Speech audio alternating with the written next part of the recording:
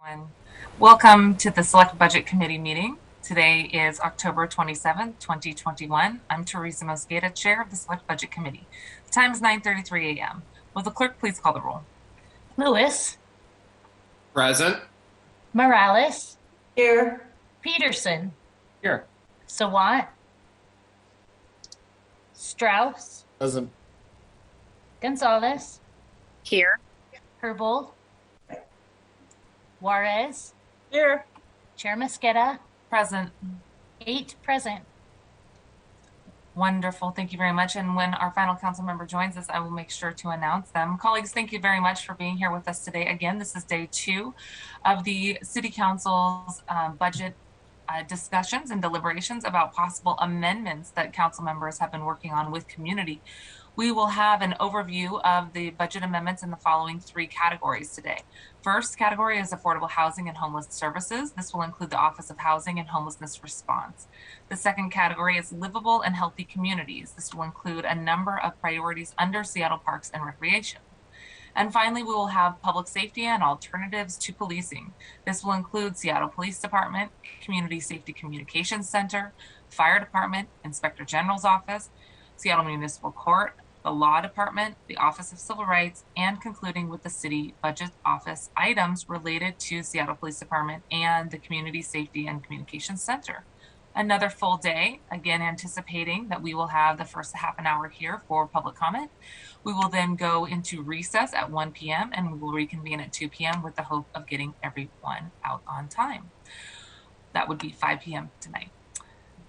I do have an amendment to the agenda, which will include the ability to walk on seven amendments. So first I'm going to move the agenda so that we can then make that amendment. I move to adopt today's agenda. Is there a second? Second. Thank you very much. It's been moved and seconded to adopt the agenda. I now move to amend the agenda to add the following 7 walk-on amendments from council colleagues.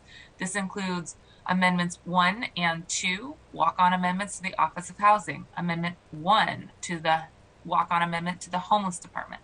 Amendment 1, walk-on amendment to Seattle Parks and Recreations. Amendment 1 and 2 to Seattle Police Department. And finally, Amendment 1, walk-on amendment to the Office of the Inspector General. And place these items under the associated agenda sections on today's agenda. Is there a second? Second. Thank you. It's been moved and seconded to add these 7 walk-on amendments under the associated section. Are there any additional comments?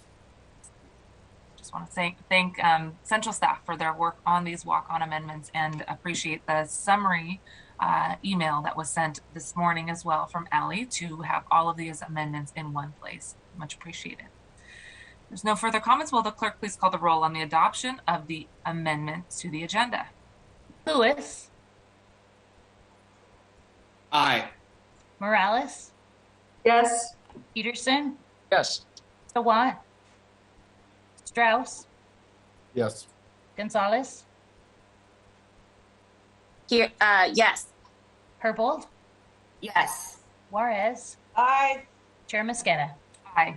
8 in favor, none opposed. Thank you very much. The motion carries and the walk-on amendments are added to the agenda under the associated section. Are there any further comments on the agenda for today? Hearing none.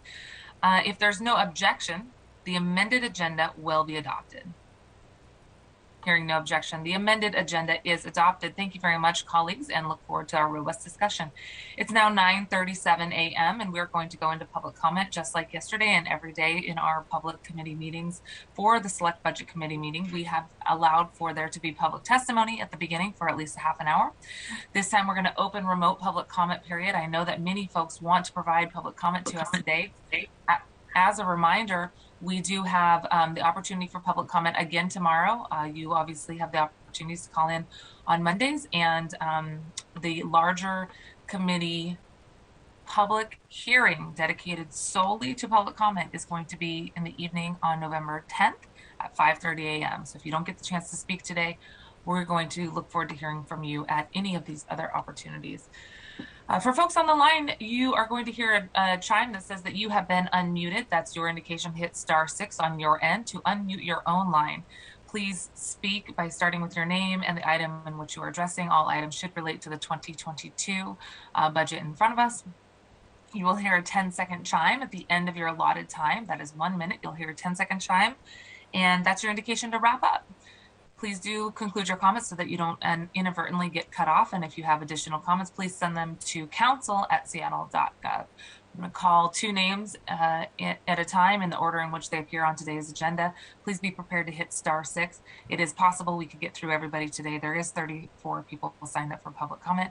We are going to do our best here. So thank you for being with us this morning, and we will go until 10 after 10. Howard Gale will be followed by Peter Condit. Good morning, Howard. Good morning. Howard Gale speaking on the budget and police accountability. This afternoon, you will consider the public safety budget. You will be considering at most 3.65% cut to an SPD budget that is over $365 million, with most of these cuts being only potential.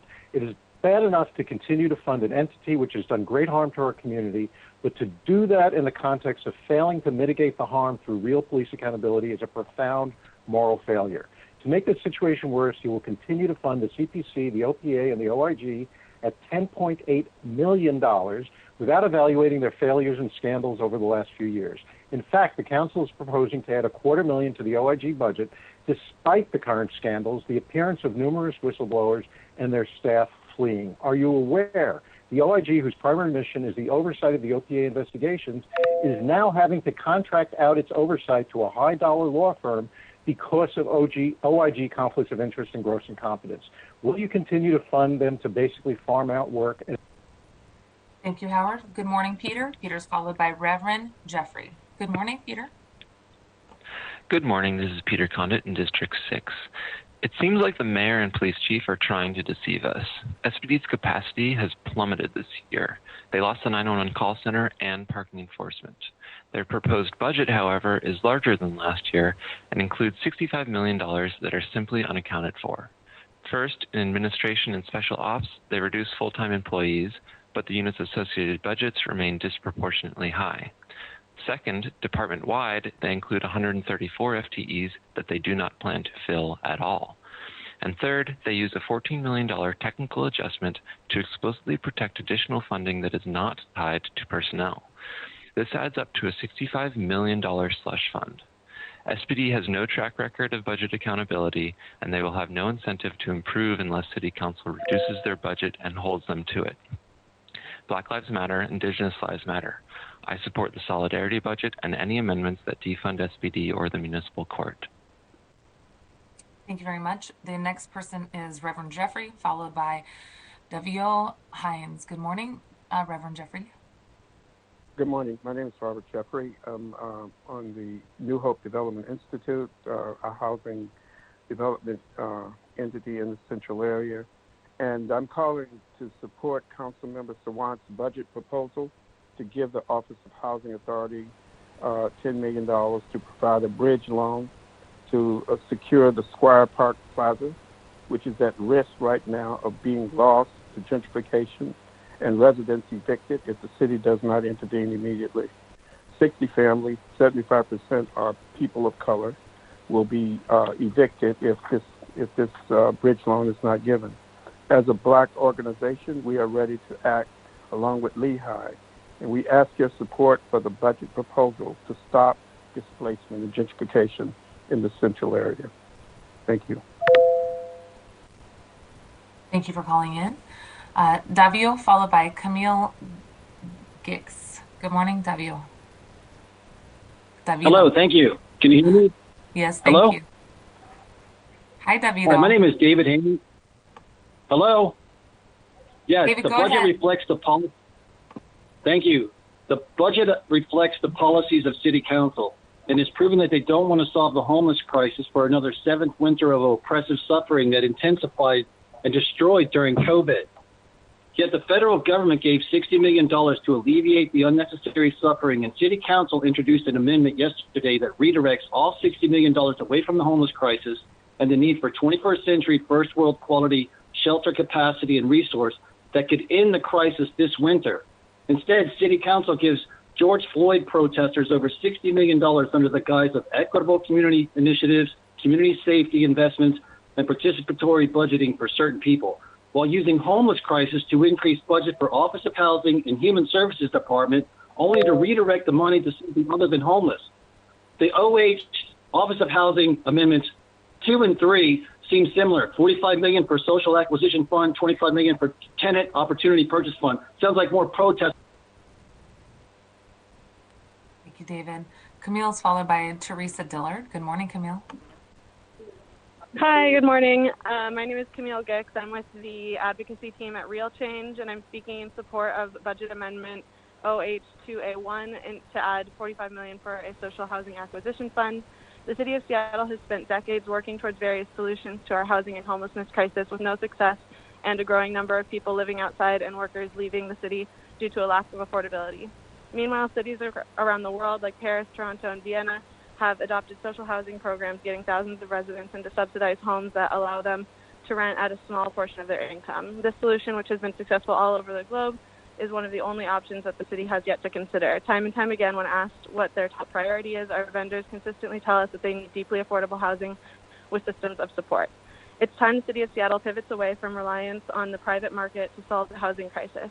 Everyone needs housing, and we should not only recognize this fast, but start investing in this as a human right. Councilmember Morales' budget amendment is a recognition of this and an important investment in beginning to lay the framework for housing for all.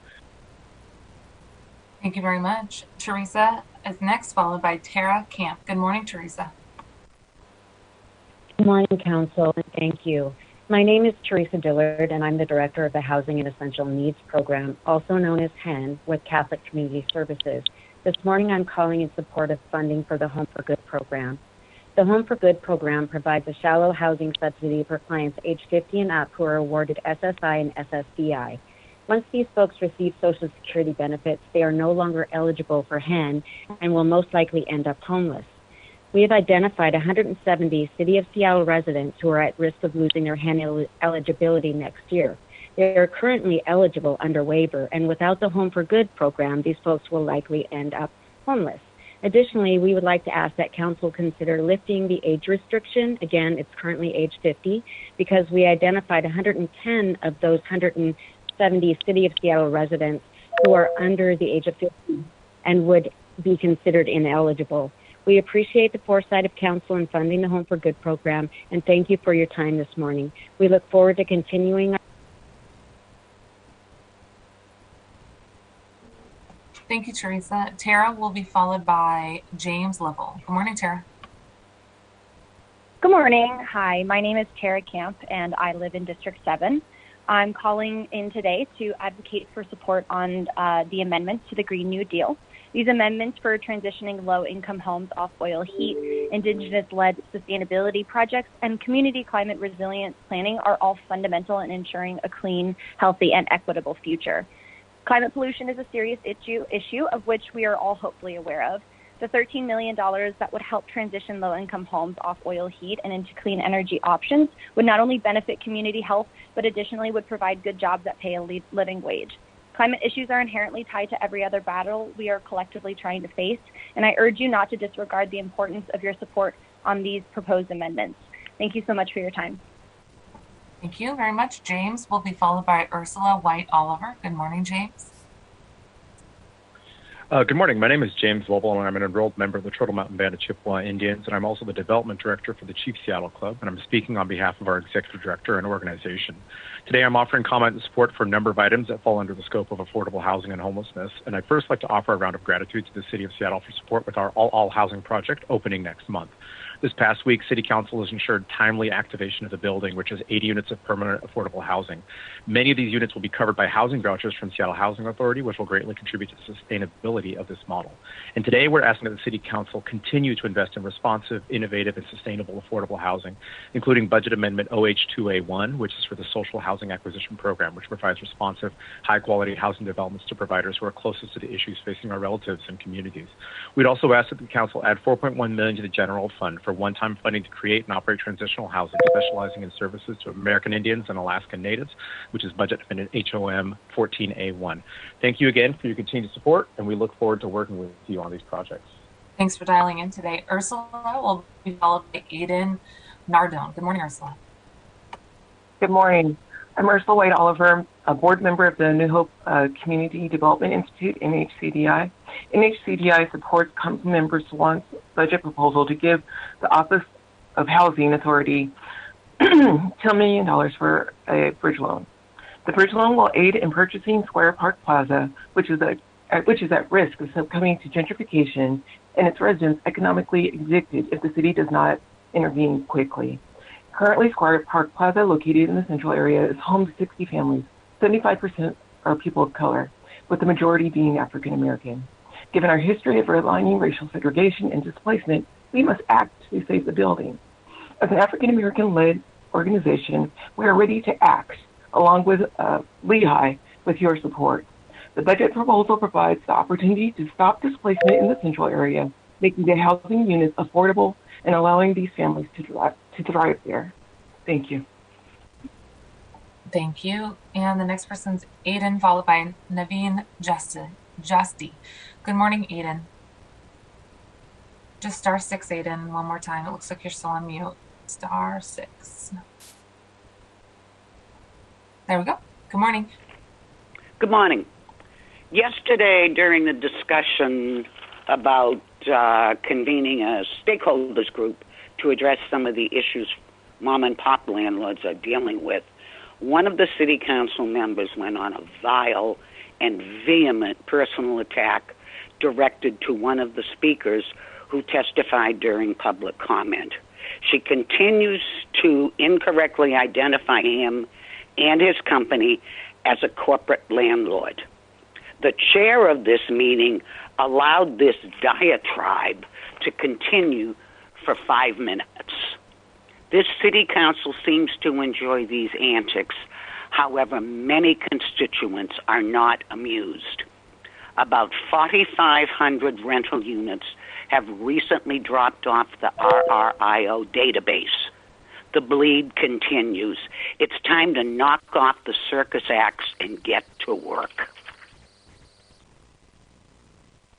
Naveen, you're followed by Jason Turner. Good morning, Naveen. Star 6 unmute. Thank you. Can you hear me?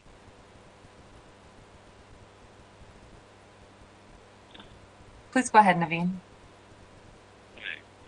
Oh, Naveen, it's really hard to hear you. If you're on speaker, maybe just try to take it off speaker real quick. Can you hear me better at all? Yes, thank you. Good morning. Okay. I'm calling to support the Solidarity Budget and 3 Green New Deal proposed amendments. Specifically, I want to talk about $13 million to transition low-income homes off of oil heat and onto clean energy sources. I've been living in my unit in Lake City for a year now, and last September through December, I had no heating in my unit. I would sit huddled at my desk in 2 sweatshirts and 2 sweatpants, just trying to stay warm. I started developing small blisters on my fingers and toes and tried to figure out what was the optimal way to tuck my socks into my sweatpants to ensure warmth and circulation. Fortunately, the situation resolved itself, but it helped me realize how fundamental warmth is to housing. Everyone needs heat that is safe and reliable, and switching to clean energy heating will reduce air pollution, get better health, and reduce the cost of heating. Thank you. Thank you very much. Jason will be followed by Ivan Tellez. Good morning, Jason. Just star 6 to unmute. Star 6. There Can you we hear go. me? Yeah, thank you. All right.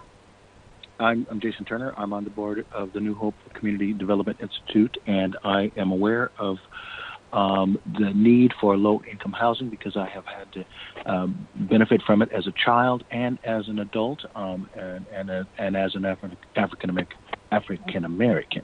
New Hope Community Development Institute supports Councilmember Sawant's budget proposal to give the Office of Housing Authority to provide a $10 million bridge loan. Squire Park Plaza is at risk of being lost to gentrification and its residents economically evicted if the city does not intervene. It is home to 60 families. 75% are people of color, and the majority are African American located in the central area. Given our history of redlining, racial segregation, and displacement, we must act to save the building. As a Black-led organization, we are ready to act and ask your support for this budget proposal to stop displacement in the central area. Thank you very much. Thank you very much. Ivan, good morning, followed by Derek Monafidia. Good morning. I will be reading on behalf of Juana Mas as she could not attend today. My name is Juana Mas. I am here in support of the Youth Job Readiness Training Program with El Centro de la Raza. I have been part of this program for the past 2 years. As an immigrant youth, I have seen firsthand how this program has helped me and benefited me, not only economically, but also with my education. This program has provided useful information on how to create a resume so I can look into future jobs, as well as creating mock interviews so that I could be prepared when job opportunities came along. I was given information on where to look for scholarships and how to continue to college from high school. This program allows us to learn new careers paths through internship focused in areas of maritime, construction, and many more. I've had the opportunity to be part of these internships to the Center of Wooden Boats in the Consulate of Guatemala, where I have gained different reading skills. As a young entrepreneur seeking for more information, I've also seen how benefited from these opportunities. These are just many more of the things that I have. Thank you very much for dialing in today. And if you could email us with your full name, that would be wonderful, and the rest of your comments. Thank you. Good morning, Derek, followed by Michael Sherwath. Hi, my name is Derek. I'm a renter in District 6, and I'm calling in today to ask Council to support the budget amendments to spend $13 million transitioning low-income homes off of oil heat, $380,000 on Indigenous-led sustainability projects, and $100,000 on community climate resilience planning, as well as to express my support for divesting from policing in the municipal court.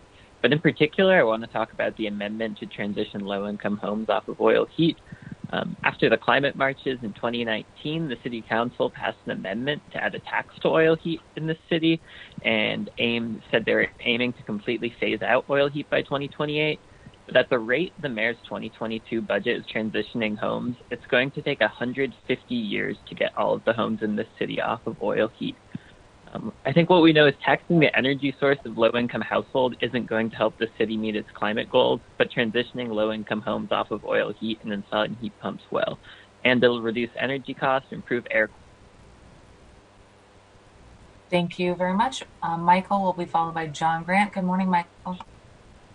Good morning. My name is Michael Syrath. I'm the Executive Director of Southeast Effective Development, or SEED.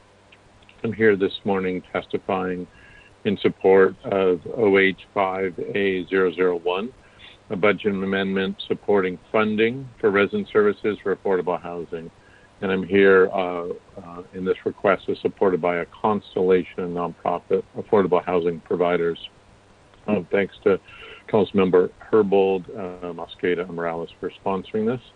This is made up of two items, $1.5 million for resident services staffing support in non-permanent supportive housing providers, so those of us nonprofits serving people living at 30 to 60% of AMI, as well as a SLI asking the Seattle Office of Housing to determine the size of the need.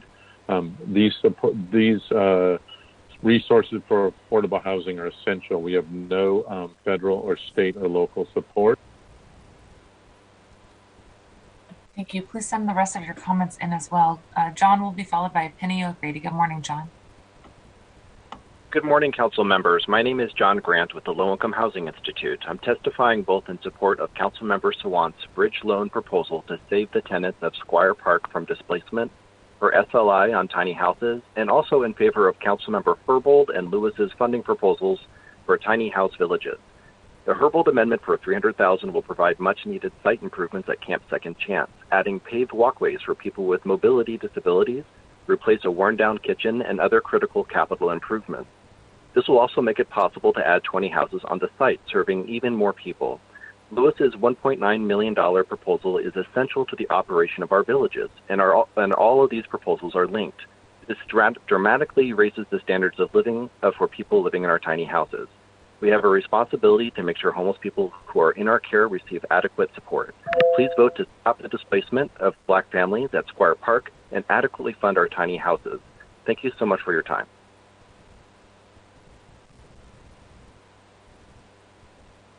Excuse me. Thank you. Penny will be followed by BJ last. Good morning, Penny. Good morning. I'm Penny, and I live in District 6. I'm calling in support of the Solidarity budget. The proposed amendments are a good start to reducing SPD's billowing budget. Yet they still leave SPD with $18 million of salary excess for positions that SPD has itself said it will not fill. These are phantom positions. They leave the department with a huge $18 million fund to basically spend on anything they want without oversight. No other city department has this kind of access to resources and lack of accountability. What has SPD done to earn this kind of privilege? Excess SPD money should go to Black and Brown communities, fund truly affordable housing and Green New Deal priorities, such as transitioning homes off fossil fuels. Thank you for working to more equitably distribute money from the general fund. Our priorities are shifting to reverse a long history of criminalizing people most in need of resources and support. Keep going. No more gifts to SPD. Thank you. BJ will be followed by Yadria Alvarez. Good morning, BJ. Good morning. My name is BJ Last. I'm a Ballard resident. I'm calling in support of the Solidarity budget. Proposed amendments are a nice start to reducing SPD's bloated budget, but the amendments leave SPD with $18 million of excess salary for 134 positions that SPD has no plans or intention to fill. No other city department gets funding and position authority for positions it has no plan to fill. All other departments give funds for positions they won't fill back to the general fund. SPD should be treated like every other city department and not get funded for phantom positions it doesn't plan to fill. Funding SPD for these phantom positions gives SPD a massive slush fund that allows SPD to bypass getting council approval for spending. We've seen SPD do this repeatedly over the last few months. There have been multiple instances where SPD has started spending on new technology without getting council approval for the spending. Instead of being a slush fund for SPD, these dollars could be used for green housing and additional public bathrooms. Thank you. I yield my time. Thank you very much. Yadria will be followed by Stephanie Ingram. Good morning, Yadria. Just push *6. Yadria, *6. Y si hablas español, perfecto. Thank you. Yadria, you can go ahead. Buenos días. Buenos días. Buenos días. Buenos días. Buenos días. Mi nombre es Yadira Álvarez. Trabajo como asistente en el programa de capacitación para el trabajo juvenil en el Centro de la Raza. Yo voto por la continuidad del programa en el Centro de la Raza. Considero que este programa ofrece grandes bondades no solo para los chicos, sino para sus padres, que redundan en toda la familia en general. Los padres reciben entrenamiento e información sobre diversas áreas que de otra manera les resultaría difícil conocer y que son fundamentales para el apoyo y el soporte que deben brindar a sus hijos para que continúen estudiando y no los presionen para abandonar sus estudios para ingresar tempranamente al mundo del trabajo. Mediante este programa, los padres aprenden a involucrarse en el progreso educativo de sus hijos y su responsabilidad en este proceso. Aprenden a comunicarse de manera efectiva con sus hijos adolescentes, lo cual ellos aprecian y agradecen porque les resuelven una gran problemática en el hogar. Por su parte, los chicos conocen las oportunidades de estudio que este país ofrece y entienden que no es un sueño ir a la universidad, que son elegibles para estudiar en una universidad en los Estados Unidos. Gracias por llamar. Y voy a traducir, tratar de traducir. I'm going to try to translate here. Thank you very much for calling in today. My name is Yadria Alvarez. I am calling in support of the program at El Centro de la Raza. I'm calling to make sure that you continue to support the child care and educational programs at El Centro. These educational programs are not only good for the parents and the kids, it makes sure that the parents also have educational information. Parents get information that's fundamental to making sure that they have the information they need for accessing good jobs and economic security. This allows for children to be able to study and for parents to be able to access the workforce. It is your responsibility as council members to support programs like this. This is a great program. Kids are able to learn. It helps our families and it helps the overall community. Thank you for calling in. Y si puedes mandar sus notas sería bueno. Gracias. Stephanie, good morning. Stephanie's followed by Peter Fink. Hi, my name is Stephanie Ingram, and I'm calling to support Councilmember Sawant's proposal to allocate $188,000 to the Garfield Superblock Coalition so they can continue being strong community advocates for this project. The timely funding for the project received in the fall will fund design and engineering such that the project will be shovel-ready by the end of 2022. However, due to the nature of the funding, the all-volunteer coalition that has been championing this project was not able to use those funds to support our advocacy work. This park is unique in that the vision for the park truly comes from the community. Our coalition sees our role as fiercely defending the community voice in the design process and ensuring that the artwork is thoughtful and representative of the history and community of the area. In order to do this work, we are ready to engage professional help for project management, arts planning, and fundraising. The $188,000 will allow us to produce a comprehensive master arts plan, run a public arts boot camp for emerging artists, effectively write grants and fundraise, and run several community outreach events in the park. Please help us ensure that Garfield Superblock is truly a park by the people and for the people. Thank you. Thank you very much. And folks, we have about 8 more people signed up for public testimony. Colleen McGeller, Sharon Costola, and Jesse Darnes are not here. We're going to try and get this in the next 6 to 8 minutes here. Peter, you will be followed by Robert Steffens Jr. Hello, thank you for letting me speak today. I'm calling in support of a solidarity budget because I believe that it is vital that we begin enacting on some of the policies that we have agreed as a city need to be taken in order to address the climate crisis, a climate crisis which is disproportionately affecting our frontline community members here. In particular, there are a few budget items that are, absolutely vital that cannot be left behind.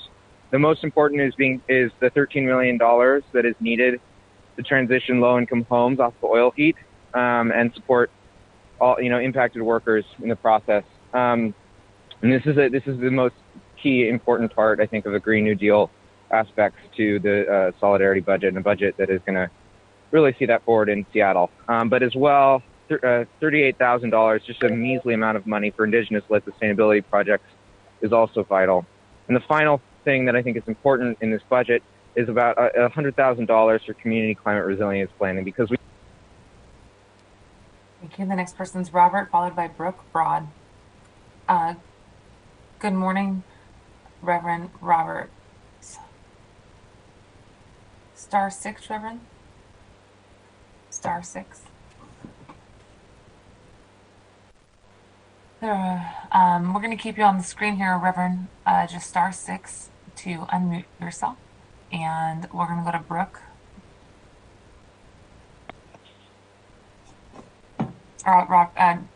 Reverend Roberts, I can see you. Please go ahead. Robert Steffens Jr. Hi. I want to thank the council members for making this time. There are many budget amendments I am in favor of, but I want to call attention specifically to Councilmember Peterson's amendment to the OSC budget to develop a plan to phase out gas-powered leaf blowers. Noise pollution from these instruments have become really deafening. I regularly experience 3 to 4 hours of continuous leaf blowing noise in my neighborhood that makes being outside deeply unpleasant, not only due to the noise, but also to the fumes which waft through the neighborhoods. The amendment points to the environmental impacts of leaf blowers, but I also really want to call out attention to the impact on workers, which is another good reason to implement this ban. According to the EPA, gas-powered leaf blowers expose workers to a number of carcinogens, and I never see workers with protection from these pollutants. So I really think that there are multiple reasons to enact this amendment. Thank you, and good morning, Reverend. Robert Steffens Jr. Good morning. Good morning. My name is Robert Stevens Jr., creator of the Garfield Superblock renovation project, calling in support of Council Member Sawant's 188K for the Garfield Superblock. We appreciate the funding previously provided for the project, but we're ready to move towards implementation, which call for skills beyond the abilities of our coalition group. We want to keep this project moving because we promised it to the community, and we're on our way. And with your continued support, we will get this project done, especially our art component of it. So thank you very much for your previous support, and hope that we can continue getting support from the council. Thank you. Thank you very much. Good morning, Shannon. Shannon Perez Darby, followed by Pat Cheney. Good morning. My name is Shannon Perez Darby, and I'm a domestic violence survivor and longtime anti-violence advocate. I'm here to ask council to support the creation and staffing of a work group to explore alternatives to criminalization for people who have been accused of misdemeanor domestic violence. Too many survivors of domestic and sexual violence have been hurt by the criminal legal system rather than helped by it. There's too much we don't know about the impacts of this criminalization on people surviving domestic violence and those who are abused. Misalignment of these systems has resulted in too many survivors being criminalized rather than helped. By including $120,000 to support the Office for Civil Rights to create a work group to explore these issues, we can all learn more about how to build a city where people experiencing domestic violence are met with resourced, community-based supports, and where every person in our city can live safe and thriving lives. Thank you. And Pat will be followed by Michelle McCarthy. Pat, good morning. Hi, my name is Pat Cheney, and I'm calling about the Parks and Recreation budget for community centers. I believe that Seattle's community centers are part of what makes Seattle so great. In the budget proposal, the Laurelhurst Community Center is slated to be closed and become an exclusive private rental facility. My friends and family and neighbors from all around North Seattle use this community center heavily and attend classes and meetings and neighborhood events. So why are you targeting to close this one community center? This isn't just a one neighborhood community center. It serves a wide-ranging community. In my many years of going there, I have met several families of patients from Seattle Children's Hospital, UW families with young children living at Laurel Village, senior citizens needing to get out and socialize, and people attending programs for disabled family members. I would like to see funding for all Seattle community centers increase to keep our neighborhoods strong, healthy, and engaged with city services. Please restore funding for the. Thank you. Michelle will be followed by Summer Carlton. Good morning, Michelle. Good morning. I am calling in support of the People's Solidarity budget. In a perfect world, we would have a lot less crime because we would have a lot fewer traumatized human beings. Our police budget, our police process further traumatizes those most vulnerable and has proven to have been used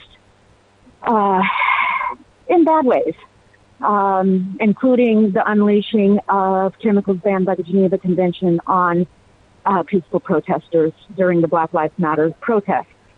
The People's Solidarity budget diverts funds away from this traumatizing process and into processes and places that would help heal that trauma.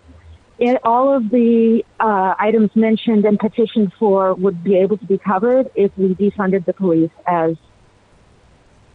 Thank you so much. Colleagues, we did say we would go till 10:10. It is 10:10 right now. We have 6 more people signed up for public testimony. I'm going to ask if there is any objection if I extend public testimony for 6 more minutes. Hearing no objection, public testimony is extended for 6 more minutes. Good morning, Summer. Please go ahead. Hi, my name is Summer Carlton, and I'm calling regarding the closure of the Laurelhurst Community Center. I agree with all the points that the earlier caller mentioned. I'm asking that you do not close it, or if possible, that we could get just a delay in the closure so that the community could come up with some alternatives to closure, maybe less hours or things like that. I live in View Ridge, and it's a really important community center for the Northeast Seattle area. It's across the street from a school, an elementary school, which children are able to walk across the street after school for programs, which is huge for working parents. Also in the summer, children are able to walk to programs. It has a very large elderly community that uses it, as well as low-income housing, which is nearby. I just ask that you please do not close it. It's been closed during COVID, and I think people in the community are not aware. Thank you. Kyle, star 6 to unmute, will be followed by Sharon Kosla. Good morning, Kyle. Hi there. My name is Kyle Hall. I'm a full-time dispatcher for the CSCC. I'm a 911 dispatcher and have been for over 4 years now. I just wanted to provide testimony as to the general floor's well-being, and to discuss to the council our work-life balance. I'd like to advocate for more wellness time and work-life balance benefits. The last 2 years, I think we can all acknowledge, have been very difficult for various reasons and from various perspectives. However, most of the conversation has revolved around SPD and their budget. Very little of it, in my opinion, has been revolved around the CSCC's budget, and specifically 911. And we've had many experienced people leave over the last year, and I think that will continue to happen without further wellness benefits. And I think that was to our city, losing those valuable staff, because 911 call takers are the first responders. We're the first one you call when your mom has died, when you're... Thank you very much. Sharon, followed by Alice Lockhart. Good morning, Sharon. Star 6 to unmute. Star 6, Sharon. We'll do Alice Can Lockhart. you hear me? Yes, go ahead. I'm calling in this morning to ask Council to support Councilmember Sawant's amendment for capacity building for the Garfield Superblock. Both Councilmember Mosqueda and Strauss are also co-sponsors on this amendment. This funding will give our volunteer community group the ability to hire key staff to keep this project moving forward in the most thoughtful way. It is our intent to keep community at the front of this project, and we can only do this with thoughtful planning and coordination. Without this funding, we could be at risk of allowing the design to continue without critical feedback from the community. It's our commitment as a coalition to make sure this never happens. This is a park for the people, by the people. We appreciate all the support you have given this project thus far, and we need your help to keep us moving in the most equitable way possible. Thanks. Thank you.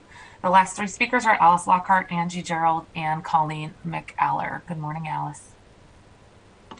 Good morning, Council. I was here to speak to defund SPD, but earlier speakers, BJ and Penny, spoke my mind of the, obviously the excess, it would be great if the complete excess of salary to SPD be allocated to solidarity budget needs. An expansion of the amendments from today would be awesome. I didn't know about the earlier speaker's reference to the proposed leaf blower ban. It's a great idea. Thank you, Councilmember Peterson, and I urge its acceleration. There are great examples of, in cities similar to us, of success there. We can do likewise. We can do it in 1 year, not 2. Thank you so much. Thank you, Angie, followed by Colleen. Good morning, Angie. Star 6.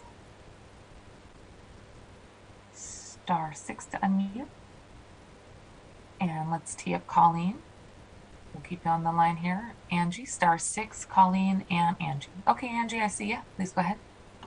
Thank you. Hi, my name is Angie, a grassroots landlord from District 6. Yesterday, I called to support SDCI budget amendments for a small landlord stakeholder group and a rental market study. Later, I heard a portion of Council's deliberations on the archived video, and I was astounded at the lengthy misrepresentation and disdain expressed by Councilmember Sawant, who stated the only city interaction small landlords or the local property managers who sometimes represent us should have is to learn how to comply. Seattle is in the midst of a housing crisis, and we need as many small property owners as possible to offer rental housing. According to the auditor's 2018 study, the majority of landlords make less than $75,000 per year, far less than Councilmember Sawant. Yet she thinks our independent voices as housing providers have no value in policymaking or programmatic feedback. No other council members spoke up yesterday. There are many reasons why fewer people are offering rental units. Please support the small landlord stakeholder group and the rental market study. Thank you. Thank you. The last speaker is Colleen. Good morning, Colleen. Star 6 to unmute. Star 6. Star 6, Colleen. Looks like you're still muted on my end.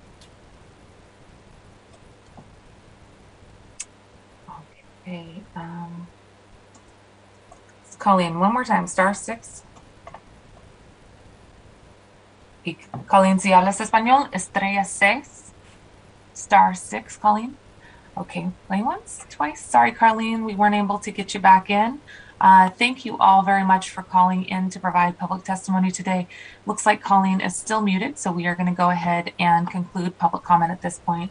Thank you all for offering additional time. It is our commitment to make sure that we offer 30 minutes of public testimony, and given that we went over for amending the agenda this morning, I appreciate your generous time, and then we've extended as well. We do have a full agenda though today, so I would like to get us started. Madam Clerk, could you please read item 1 into the record? Agenda item 1, Office of Housing, for briefing and discussion. Thank you very much, and I want to welcome Councilmember Sawant to the dais as well, who has joined us. I appreciate you all being here today. Today is this day 2 of 3 days where we're looking at the council's possible budget amendments. Thank you for all of the budget amendments that you've worked on with central staff. As a reminder, we're going to go over 11 departments today. As we noted yesterday and on Monday during council briefing, if you have additional information about your budget proposal that is either more persuasive or dissuasive in nature, you can provide that description to the full council here by making sure that you share it the night before 5 p.m. Central staff is working to prepare these budget amendments that are factual and technical in nature, and their information is nonpartisan. So if you have and non-biased. So if you have additional information that you'd like to send that accompanies anything that's coming from central staff, of course you're welcome to do so. But I want to underscore that that is not necessary. This does give us an opportunity to allow for a robust discussion on any data points that you wanted to highlight or any additional information that's not in this CBAs. But please note that that does need to be distributed separately in a day in advance of the committee meeting. And this will be added to the legislative record after the committee meeting. As I mentioned yesterday, we do have a total of about 200 amendments, including those walk-on amendments that council members are working on. So thank you. Yesterday, you were very judicious in both signing on to additional council budget amendments. Thank you for exercising some restraint on that so that we can get through the summaries, the explanations, have a chance for discussion and questions, both from central staff and the prime sponsors. Thank you for keeping your remarks short and concise yesterday, and I hope that you will continue to do that today so that we can be mindful about the time. We do also, as you noted from the amendments, from the amended agenda this morning, have 7 walk-on amendments. There was 1 replacement amendment that central staff sent around so that we had the accurate text in front of us as we walk through those walk-on amendments. Each of those will be considered at the end of the time frame for the department that they impact. We are going to make sure to get through all of these amendments today, and we'll guarantee you a 1-hour lunch break, as every one of us needs to make sure that we are honoring rest and meal breaks for all workers, and that includes everybody in this call and all the folks making this presentation possible today. Thank you for reading item 1 into the record already. If there's any questions about process, hearing no questions about process, I'm going to turn it over to Tracy. Tracy, thanks for getting us kicked off with Office of Housing. You bet. Good morning, council members. Tracy Ratzlaff, Council Central Staff. I'll try to maintain my glow as I go through 10 of the proposed amendments to the proposed budget, as well as 2 of the walk-on amendments that you mentioned. So let's go to the very first CBA, which is 1A1. This would add $200,000 of fund balance in OH to fund the Home and Hope program, which does have a $200,000 appropriation included in the mayor's 2022 proposed budget. And this is sponsored by Councilmember Lewis. Councilmember Lewis, any additional comments? Yes, thank you for queuing that up, Tracy, and good to be back here for day 2, everybody. So the Home and Hope program is a really important cornerstone of some of our broader projects around building and expanding social housing in the city of Seattle. what the last year and a half on council has really taught me is, I used to think that acquiring affordable housing was just a money problem, that we're not putting enough money into it, that we don't have enough money for acquisition. And that is totally true. It is a money problem, but I've increasingly learned it's also a logistics problem. And when you have partners like Enterprise Community Partners who can help to identify parcels, accelerate the development of sites once they have been identified, to work on initiatives to co-locate early learning and other important facilities on the same campuses as social housing, that you really need to lean into the ability to have that kind of acceleration partnership to make sure that we're realizing these assets as soon as possible. Enterprise Community Partners has done a great job through the Home and Hope program of doing that. I want to give a shout out to Speaker Emeritus Chop, who's been a big leader with developing Home and Hope and securing dozens of sites in the city of Seattle that will be permanent social housing for people to enjoy in perpetuity in the city of Seattle. And by investing in Home and Hope and by increasing the amount of money we're putting forward, we are allowing us not just to acquire these sites and build more social housing, but to do it faster, to get it online faster, and to make sure that in addition to the housing, we have early learning centers integrated into these new social housing developments. So this modest amount of money should be seen as a accelerant for these kinds of programs, and it's something that we should be doing as a council to realize and get these assets online as quickly as possible.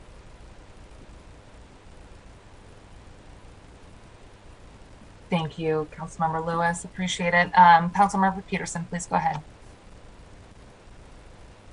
Thank you, Chair Mosqueda. I'd like to add my name as a co-sponsor to this. Thank you, Councilmember Lewis.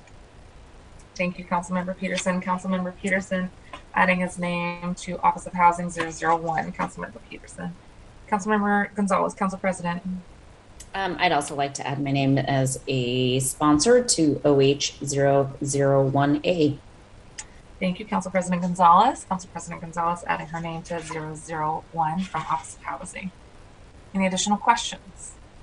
Excellent. Thank you very much, Councilmember Lewis. Tracy, let's continue. Moving to OH2A1. This would add $45 million of general fund to the Office of Housing for a social housing acquisition fund. This is sponsored by Councilmember Morales. Councilmember Morales, any additional comments?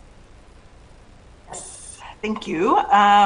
Thanks, colleagues. And I do want to thank Councilmember Lewis and Council President Gonzalez for co-sponsoring this.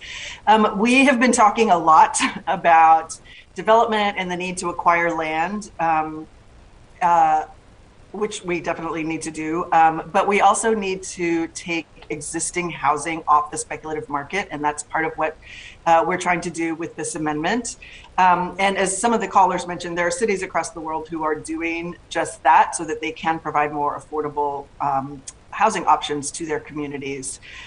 The idea here is that this fund would allow us would allow us to start acquiring existing buildings that could then be rented to tenants in the city.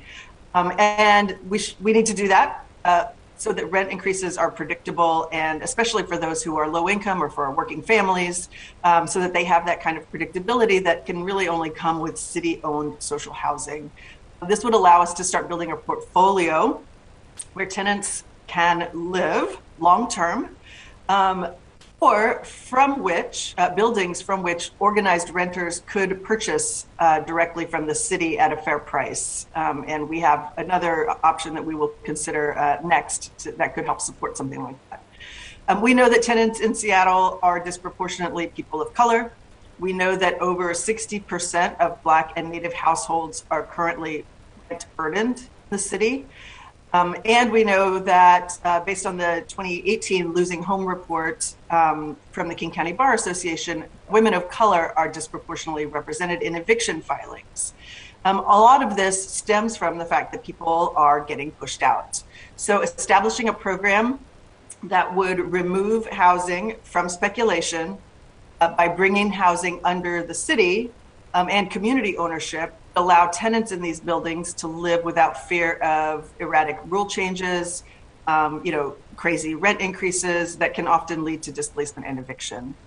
And over time, the idea is that we would have sort of accumulate properties for public and community ownership that would offer tenants an affordable housing option and could eventually provide incentive for property owners on the private market to lower their rents so that they could compete with housing. And this is what we have seen happen in other cities that have done this.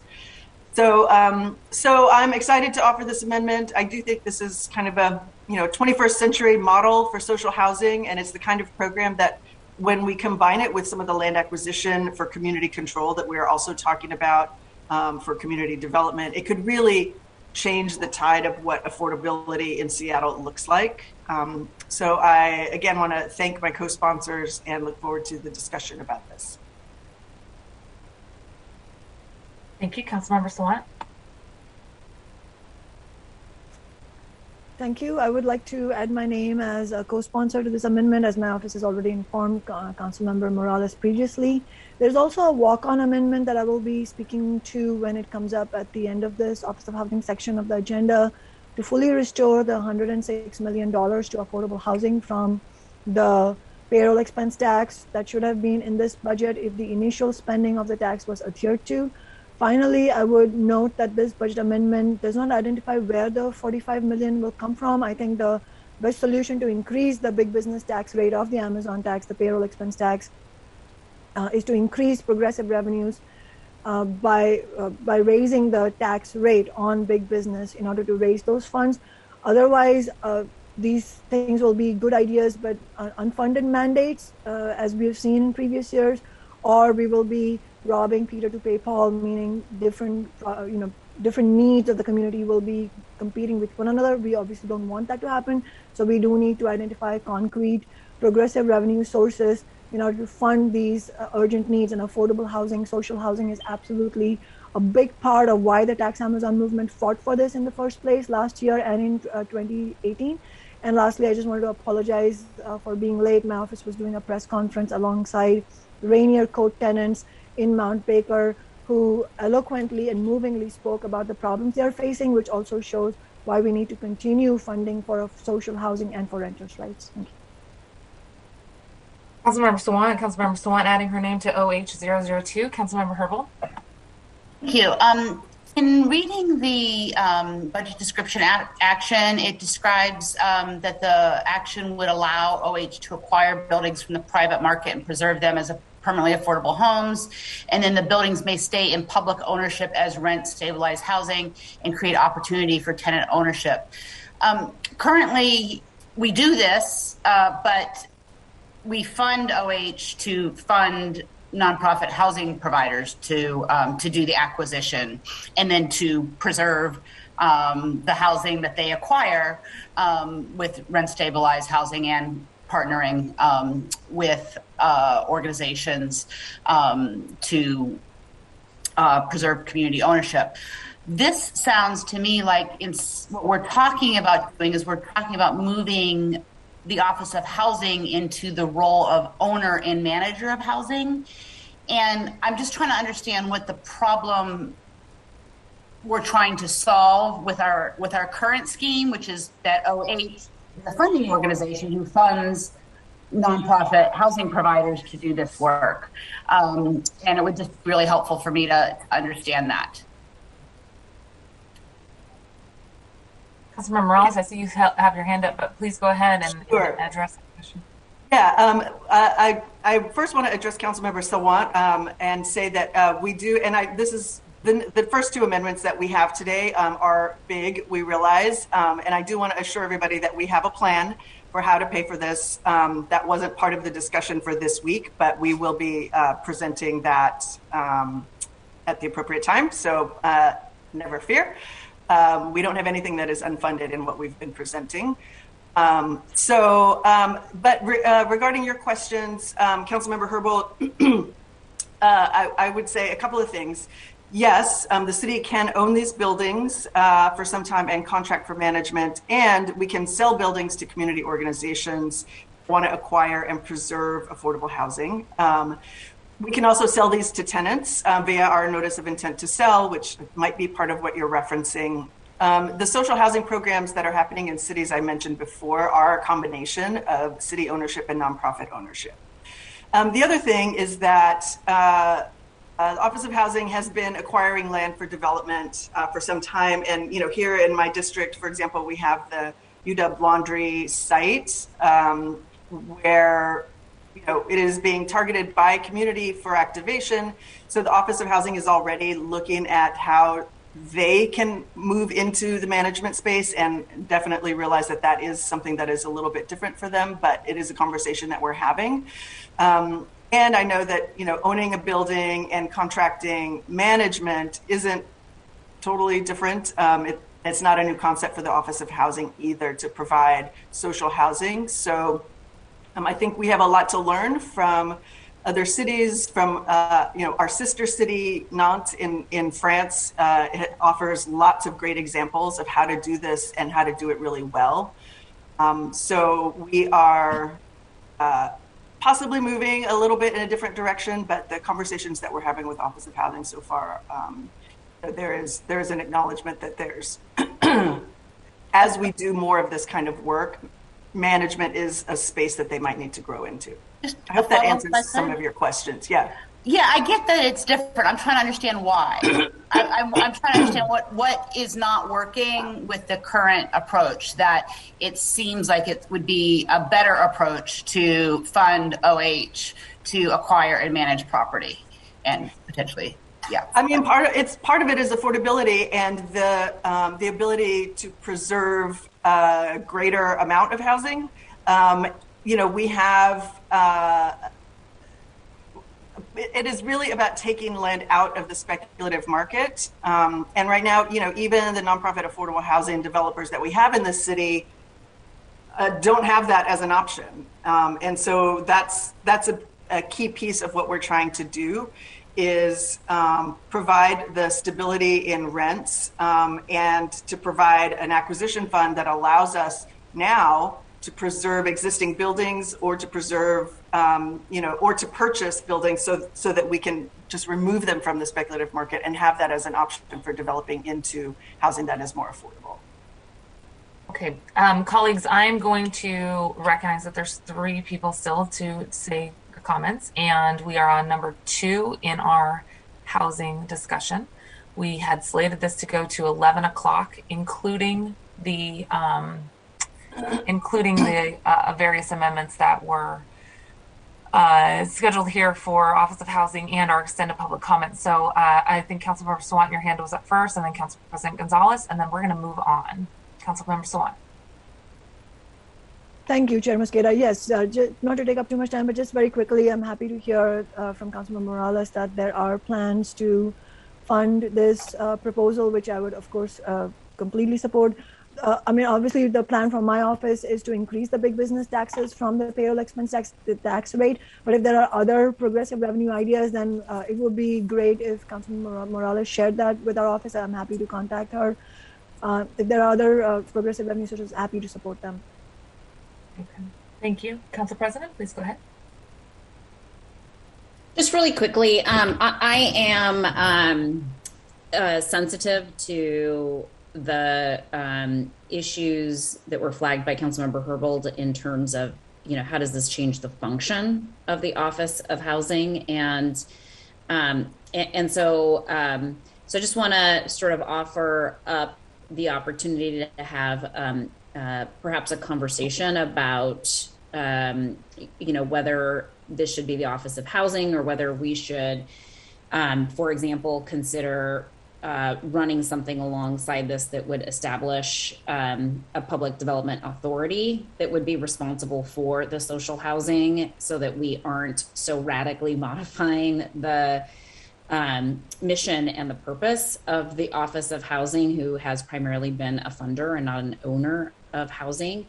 And so I just want to sort of decouple for a moment the conversation about sort of who and where this should be housed from should the city pursue programming that takes housing out of the speculative market so that we can create truly affordable housing that is owned by the people of the city of Seattle. And you know, my motivation to sign up for this particular item as a co-sponsor was fundamentally about my belief that so long as we allow the market to drive our affordable housing, we will continue to see you know, affordable housing that is important, but that is still not deeply affordable at the level that is truly needed for those you know, working people and their families across the city. So happy to have a conversation with you, Madam Chair, about sort of the how we achieve this, and certainly welcome that conversation with the prime sponsor, Councilmember Morales, around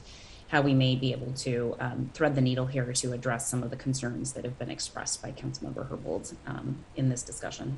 Appreciate the opportunity to be able to have that conversation. Thanks, Chair. Okay.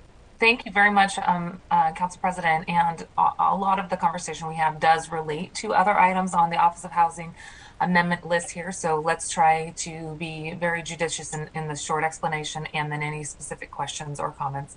Appreciate it. Tracy, let's go to 003. Yes, 381. Oh, sorry. Excuse me, Tracy. I'm sorry. I want to repeat for the record.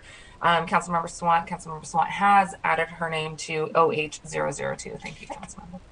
Thank you, Tracy. On to 003.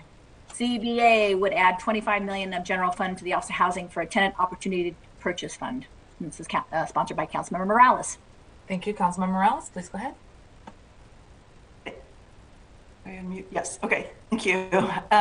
So this amendment would support the notice of intent to sell that we already have on the books by providing funding to help implement it. And I recall that when I joined South Core and Puget Sound Sage in, I think it was 2017 or 2018, to discuss the updated ordinance, one of the primary drivers was anti-displacement. So at that time, we met with the mayor's office to share the frustration of hearing that buildings that the community may have been interested in purchasing were never even listed because brokers were trading information among themselves and finding buyers before the community even knew that a building was being sold. So I'm glad that we have an ordinance in place to address this.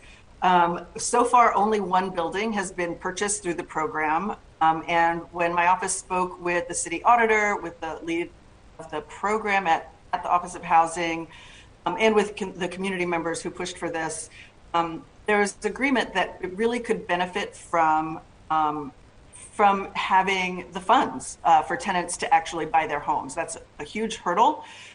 Even the most organized tenants haven't been able to overcome that. So the intention here is for the funding to be in the form of grants. It would allow tenants to purchase their homes if those homes qualify for the Notice of Intent to Sell program, and would address one of the issues that the auditor's office acknowledged, which is that there is no easily accessible funding associated with the program that could help tenants purchase or maintain their buildings. And so the intent here is that the funding would be available regardless of a landlord's compliance with the program.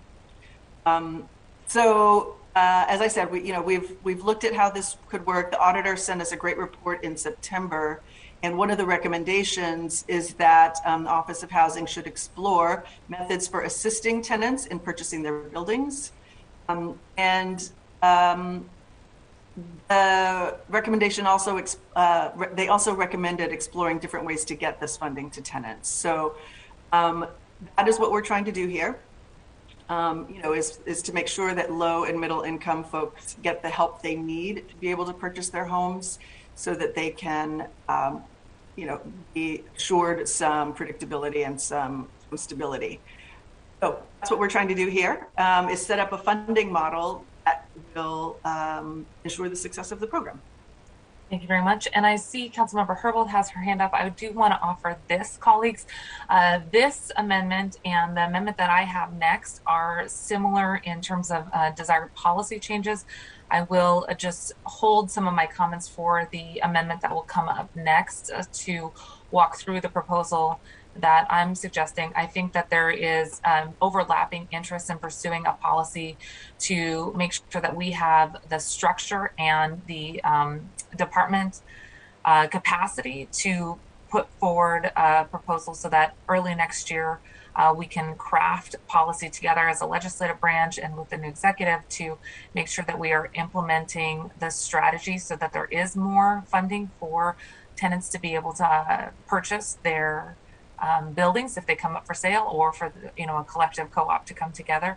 So very similar in nature, and I'm going to be holding some of my comments for the next item, but I do want to thank you for your enthusiasm for the notice of intent to sell ordinance that we passed, and also for, I think, our joint interest and expectation that because of some of the law changes, we can take this to the next level now. But I'll save some of my comments to come here in a second. Councilmember Herbold, then Councilmember Sawant.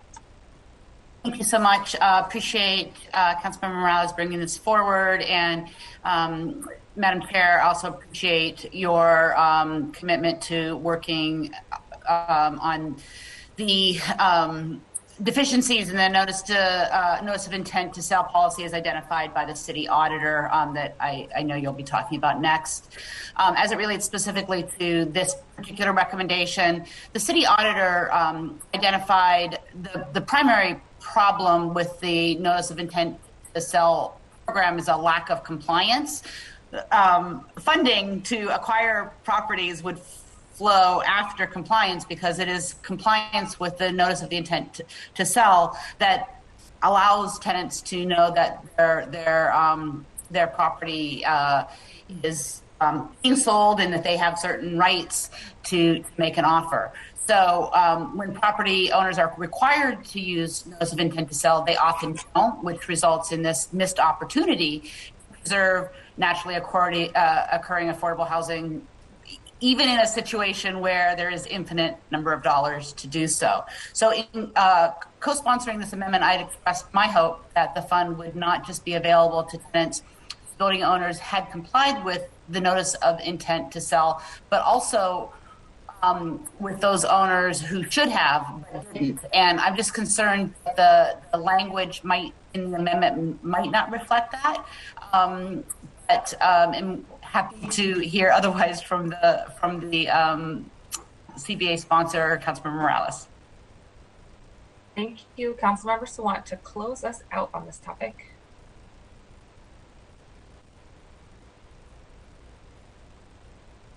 Councilmember Sawant, you are still on mute. I apologize. Just wanted to add myself as a co-sponsor. Okay, great. Councilmember Sawant adding her name to OH003. Councilmember Morales, anything else? I just wanted to respond to Councilmember Herbold. I don't see that if there's an omission there, I'm happy to address it with you, because it was not our intent to leave that out. So we can follow up. Okay, wonderful. Thank you. Thank you very much. Tracy, let's Moving go on on to to the next related item. Yes, that would be OH4A1. And that would request the Office of Housing and the Seattle Department of Construction and Inspections to report on the notice of intent to sell policy and program development. This is sponsored by Councilmember Mosqueda. Thank you very much. Okay, Councilmember Morales' amendment just a moment ago does have a lot of nexus with this amendment that I am also bringing forward. Again, I want to first thank Councilmember Morales and the co-sponsors of the previous amendment for the enthusiasm and interest in continuing to expand and improve upon the notice of intent to sell ordinance that we fondly refer to as NOISE. This amendment that Councilmember Morales had put forward is in a similar vein to the one that we have in front of us now, which is 004. I'd like to make sure that we are continuing to tee up the policy work and the opportunity to partner with you all and the executive at the beginning of next year as we set aside specific funding for a policy that allows for us to expand upon the notice of intent to sell. The important questions that I think both the previous amendment and the one in front of us are addressing is the ability to create secure revenue alongside of developing funding strategies specifically that would correspond with improved policies so that tenants can actually have the opportunity to purchase. Following up on the recent auditor's report that the council members have noted and the Ninth Circuit court ruling that impacts the policy, we have an opportunity now to make greater enforcement and technical changes to make sure that more nonprofits and community members themselves have the ability to purchase, and that the policy that I think is needed to go along with this strategy needs to be put in place so that we then have the right funding mechanism in early 2022. I want to thank Council Members Herbold and Council Members Juarez for sponsoring the amendment in front of us, 004, as well as the sponsor and the co-sponsors for 003.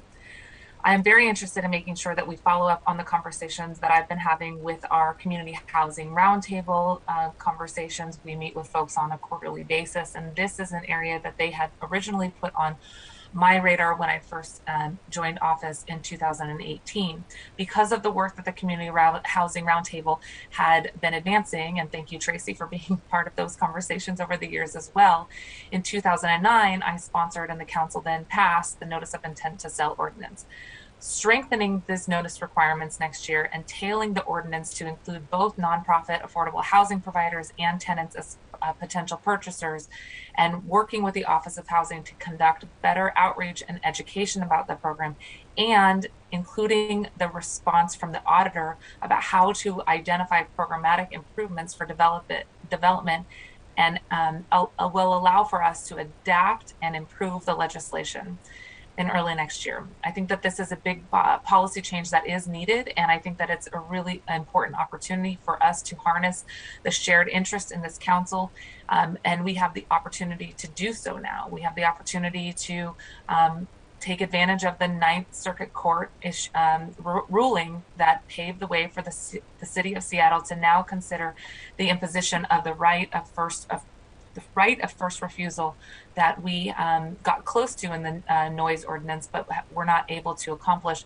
I think what folks are really looking at from areas like Washington, D.C., their Tenant Opportunity to Purchase Act, San Francisco's Community Opportunity to Purchase Act. These provide tenants and nonprofits with the ability to have right of first offer and the right of first refusal for certain properties. I really appreciate Tracy Ratcliffe's work with us in 2018 and 2019 that got us very, very close to there. And I think that we can be proud to say that we have noise ordinance that is very similar in nature to these TOPA ordinances, but we could absolutely want to work to improve the technical assistance for nonprofits, support tenants with the available funding, as I think we have been discussing over this amendment and the previous amendment, and strengthening enforcement requirements. This slide in front of us expresses the intent to work with Office of Housing, SDCI, and community partners to update the noise legislation to do the things that I think this council is interested in. Clear right of first refusal offered now under the Ninth Circuit ruling, which has passed again since we passed the noise ordinance. And number two, respond to the auditor's recommendations beginning in early 2022 with the goal of passing legislation in the first half of next year.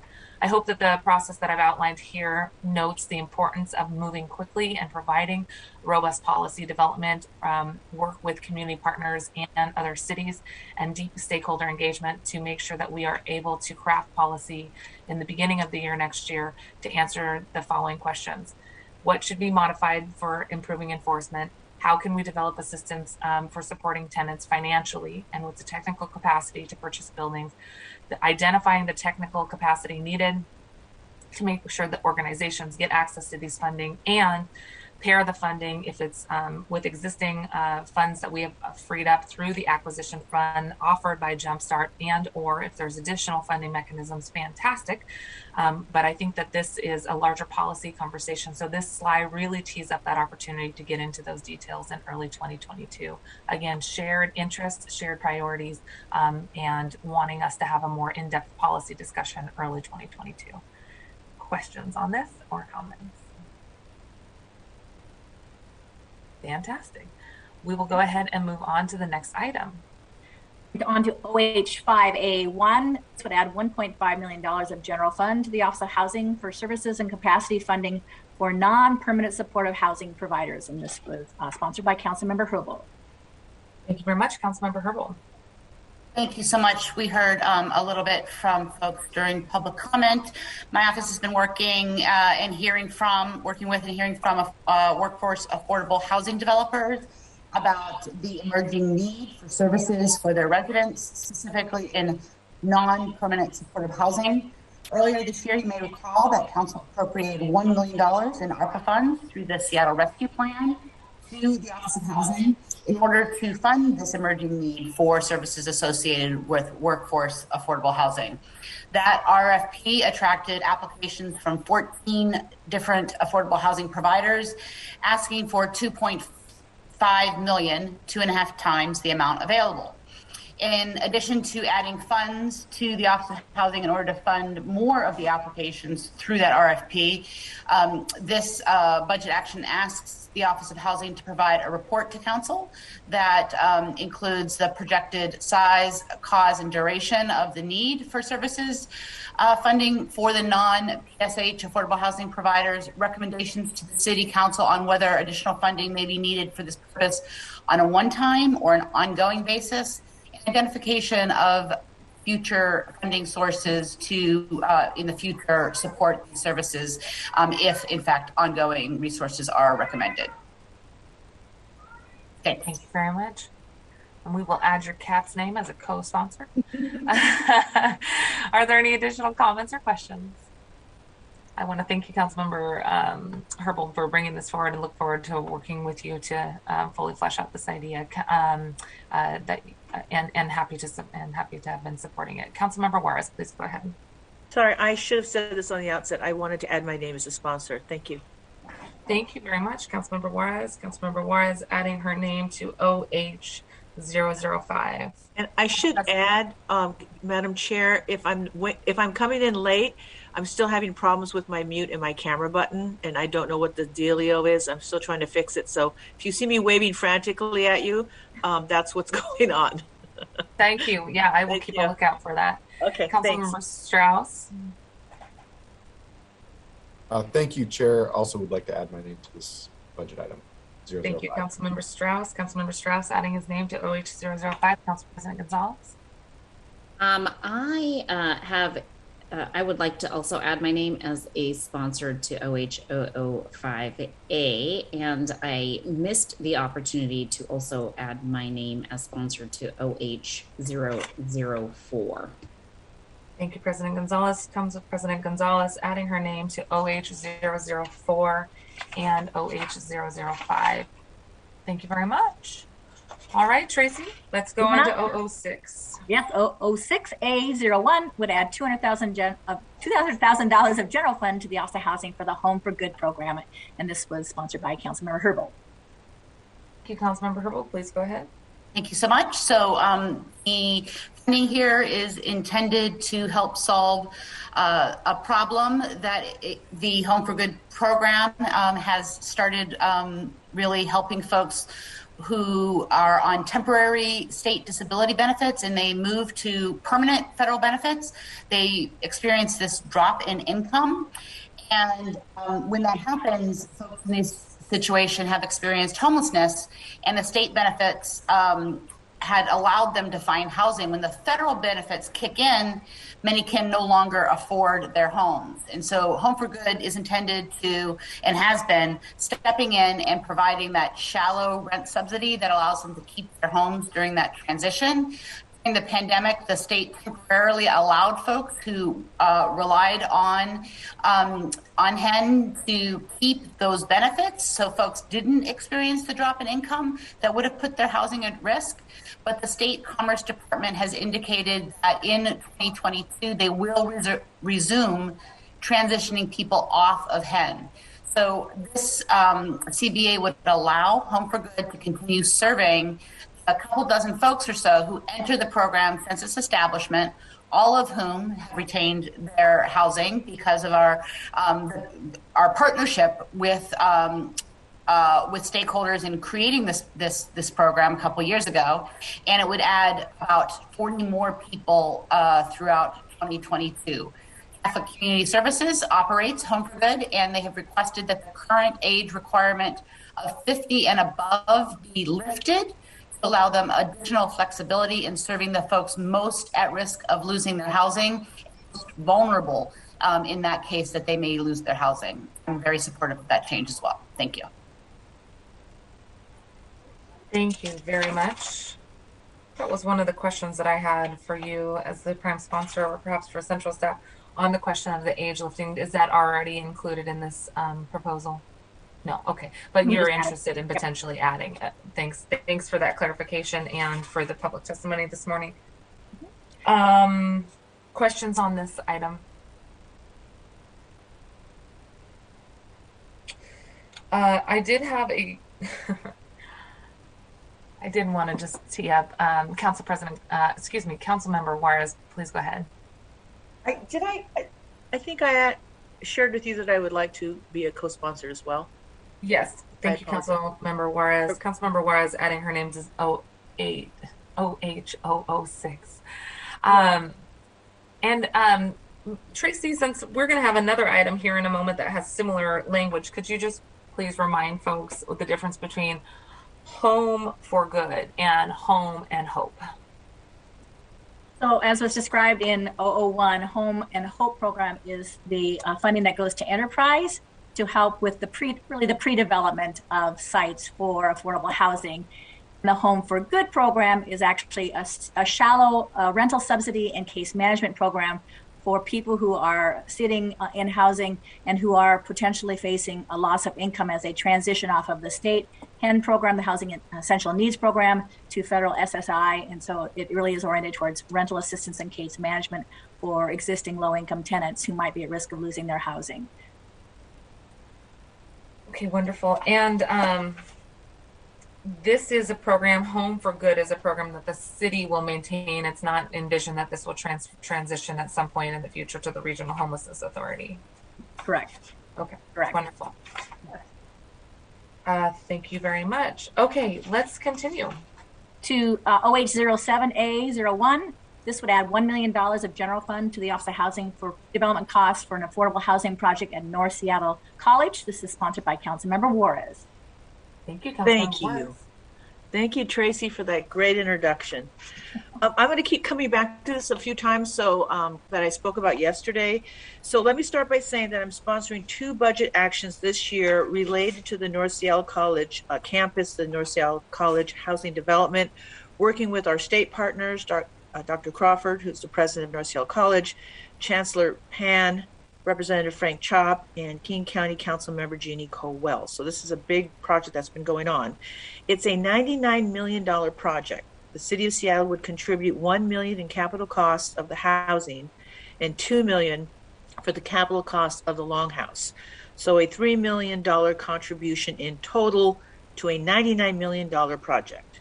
Our state and local partners involved in this project include, besides the folks I just mentioned, Bellwether Housing, North Seattle College, Chief Seattle Club, and support from our state and county governments as well. This development will include 2 4-story buildings with 200 units of mixed income housing on a 2-acre parcel of land. Now, this is state land because it's a college, focused on supporting families, youth exiting homelessness, in which we are working with youth care, and foster care, and those students attending North Seattle College. The housing will surround an outdoor courtyard and a 6,000 square foot longhouse, which I spoke about yesterday. The development is strategically located next to important amenities. On the campus is the Washington State DSHS Opportunity Center for Education and Employment, which is great because they have light rail there now and the bus stops right in front. And residents can quickly access the Northgate Mall and the greater Seattle region by walking across the John Lewis Memorial Bridge to light rail. So this is a great example of transit-oriented development and housing. And we hope to move in our new residents. It's scheduled to happen in early 2025. Big thank you to Councilmember Sawant and Councilmember Lewis for supporting me on this project. Thank you. Thank you very much. Any additional comments or questions? Please go ahead, Councilmember Herbold. I'd like to add my name to sponsor this item. Wonderful. Councilmember Herbold adding her name to OH007. Councilmember Strauss. As for all of the reasons Councilmember Juarez stated today and yesterday, I also would like to add my name to this CBA. Thank you, Councilmember Strauss. Councilmember Strauss adding his name to OH007. Council President Gonzalez. Ditto. Council President Gonzalez adding her name to OH007. Thank you, Council President Gonzalez. Okay. Let's move on to 008.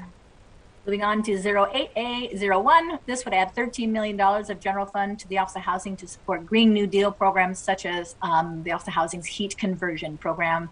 This is sponsored by Councilmember Sawant. Thank you, Councilmember Sawant. Please go ahead. Councilmember Sawant, it looks like you're still on mute. Tracy, I may ask you a question as Councilmember Sawant comes off mute here. Again, 008 Green New Deal programs such as heat conversion. So as soon as I see Councilmember Sawant pop in, I will transition over to her. Tracy, can you remind me how this dovetails with the existing investments from Jumpstart for Green New Deal investments? Because in the initial plan that we have in front of us with the amendment that we discussed yesterday, we would have items such as heat conversion already being funded. So can you tell me what the overlap is there? I'm hoping Allie might pop in here because I actually funded I'm in charge of the housing bucket. And yeah, that makes sense. About the Green New Deal bucket. I'm sorry, I don't have it all memorized. No problem. And Allie, I see you on the line, and then I'll turn it over to Councilmember Sawant. Thank you. Allie, go ahead.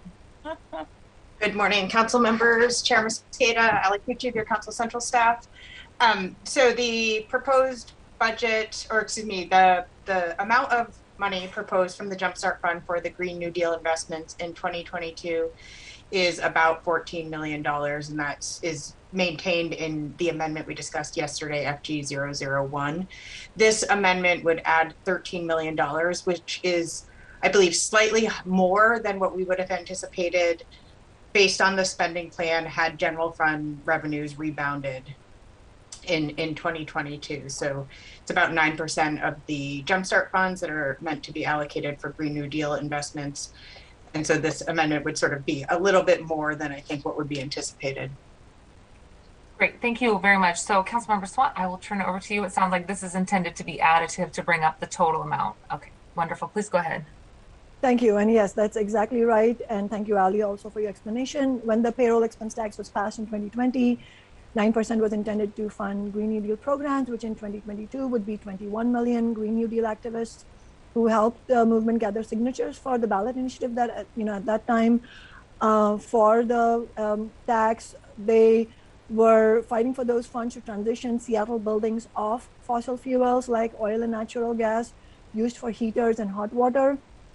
We know Seattle's latest greenhouse gas emissions report published by the Office of Sustainability Environment found that Seattle is nowhere close to on track meeting the city's goals to reduce climate change. And it's one of those things where if you look at it since 2008, there has been some reduction, but that reduction is nowhere on track. And on top of that, more troubling is the news that since 2016, actually building emissions have gone up. So that puts a lot of pressure on us as a city to really put our best foot forward to make up for the lost time and then make sure that we are on target in the near future.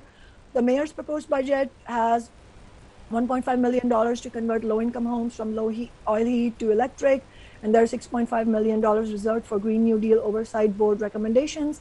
This budget amendment would add $13 million to the funds that the Office of Housing has available to support low-income households to get off fossil fuel energy and go to clean renewable energy. I would also add that members of the Green New Deal Oversight Board have been discussing the best application of these funds and recommend that 1 or 2 million of these 13 million be used to support the workforce training initiatives for a just transition for the workers in the fossil fuel industries, which of course is extremely, it's a critical component of if we're actually going to beat the climate catastrophe. That is not reflected in the draft of this draft of the budget amendment, but I just wanted to raise that as a consideration for the balancing package and for the later rounds of budget discussions. And just lastly, this budget amendment is for $13 million because I see that as the best reflection of what we have seen in terms of our commitment to fund Green New Deal infrastructure. But obviously, it would be remiss of me if I didn't say that far more is needed to seriously address climate change. And my office has also sent all council members a draft budget amendment to increase the big business tax rate to raise an additional $85 million per year for Green New Deal programs as supported by the People's Budget and the Solidarity Budget. But we haven't got co-sponsors for that amendment, but I just wanted to mention that. But however, even this $13 million would be a substantial expansion of the city's funding for building decarbonization, and I believe it should be a priority. Thank you. Thank you, Councilmember Sawant. Any additional comments or questions? Thank you very much. Let's move on to 009. 009A1 would add $2.8 million of general fund to the Office of Housing to fund operations and maintenance costs for new permanently affordable housing projects serving homeless households. This is sponsored by Councilmember Sawant. Thank you. Councilmember Sawant, please go ahead. Thank you. So in 2021, affordable housing providers in Seattle used state funds called rapid acquisition funds to buy 5 older rental housing buildings in Seattle to use for affordable permanent supportive housing, 3 buildings on Capitol Hill, 1 in Fremont, and 1 in Beacon Hill. Typically, when Seattle's Office of Housing funds affordable housing projects, the funding for operations and maintenance of the building are built into the budget, which we all, I'm sure, would agree is crucial to prevent affordable housing from rapidly becoming dilapidated. However, the operations and maintenance funding for this rapid acquisition buildings is less clear. The Office of Housing does have funding that could be used to support these operations and maintenance through emergency housing choice vouchers. However, the service providers are concerned that the housing choice vouchers are tied to individuals who may or may not move into these buildings, and they're concerned that because of that, the funding for the Office of Housing will not be sufficient to cover the operations and maintenance of these buildings. So this $2.8 million reflects the low-income housing providers' estimates of the operations and maintenance funding that will be required for these 5 buildings. Thank you.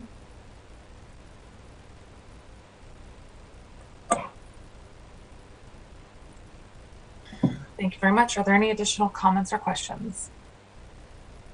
I do want to thank you, Councilmember Sawant. I think that there's a lot of overlap as well and synergy here on the need to make sure that there's dollars freed up for the permanent supportive housing, using the housing vouchers as a way for us to make sure that the permanent supportive housing is there. I would love to work more with you and with central staff to make sure that we're addressing this issue.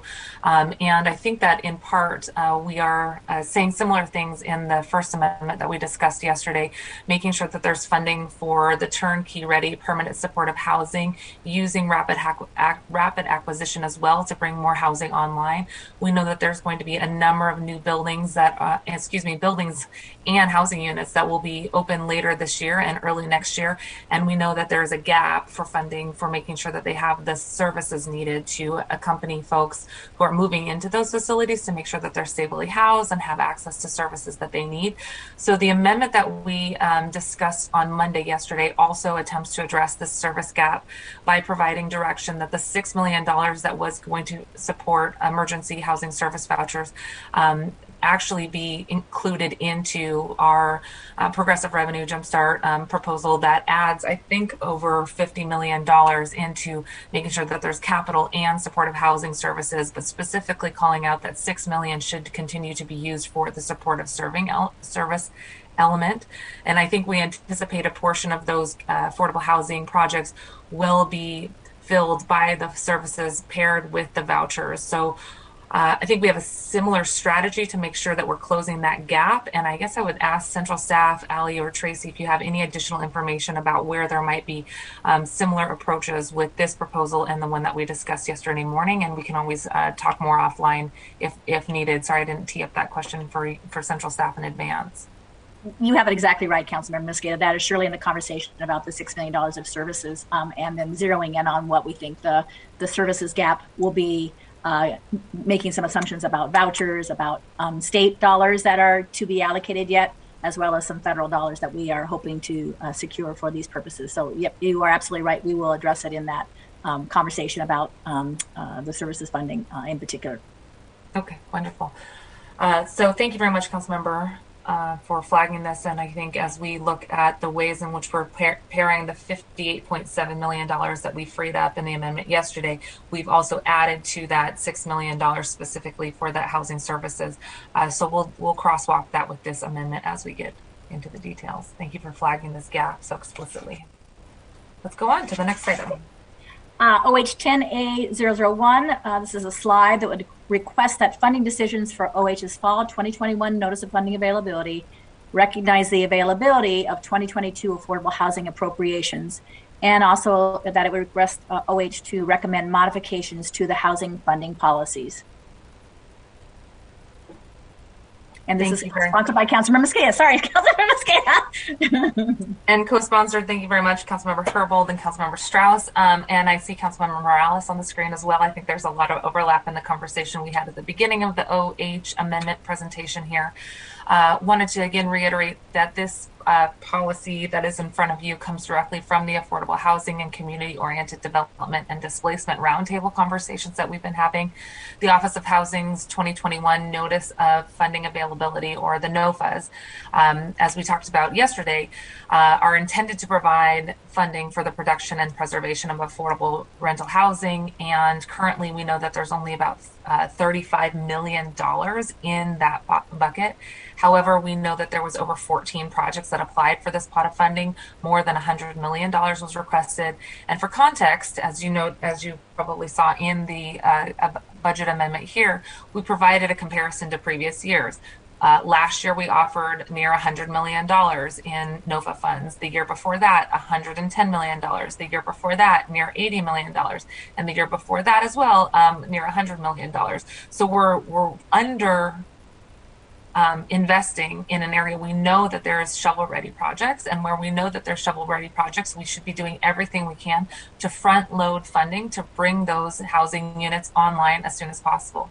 That's exactly what this amendment does. It allows for us to front-load the jumpstart investments to invest in those shovel-ready projects that we know are ready to go because of the NOFA submissions, but for the lack of funding right now in 2021, they weren't able to move forward. So this investment helps to make sure this SLI would authorize Office of Housing to forward commit 2022 dollars from Jumpstart Investments, where we know that there are shovel-ready projects that have applied for the 2021 NOFA, and allow for the Office of Housing to forward commit those dollars. This really, I think, is a smart policy, if I could say that, so to help reduce barriers, especially for those smaller community-based developers who are directly helping to try to fund projects in communities that are at highest risk of displacement, and creating greater, I think, self-determination and direction in terms of establishing the housing that they know that they need. Thanks so much for letting me explain that, and we'll go Council President Gonzalez, and then Councilmember Sawant. Council President, please go ahead. Thank you, Councilmember Mosqueda. I know we've been talking about this issue for quite some time, and appreciate you bringing this forward, and would like to add my name as a co-sponsor. Thank you very much, Council President Gonzalez. Council President Gonzalez adding her name to OH010. Councilmember Sawant. Also wanted to add myself as a co-sponsor. Thank you very much, Councilmember Sawant. Councilmember Sawant adding her name to OH010. Any additional comments or questions? Okay, let's move on. We have one more item. Actually, we're moving now on to the walk-on amendments. We have OH walk-on amendment number 1 that would request the Office of Housing to provide a bridge loan for the acquisition of Choir Park Plaza housing project. This is sponsored by Councilmember Sawant. Excellent. Councilmember Sawant, please walk us through your walk-on amendment number 1, OH walk-on 1. Thank you. So Squire Park Plaza, containing 60 mostly affordable homes, was recently put up for sale. To prevent the displacement of the Squire Park Plaza residents, the New Hope Community Development Institute is partnering with Lehigh to purchase the building and guarantee the ongoing affordability of all 60 units, Lehigh being, of course, Low Income Housing Institute.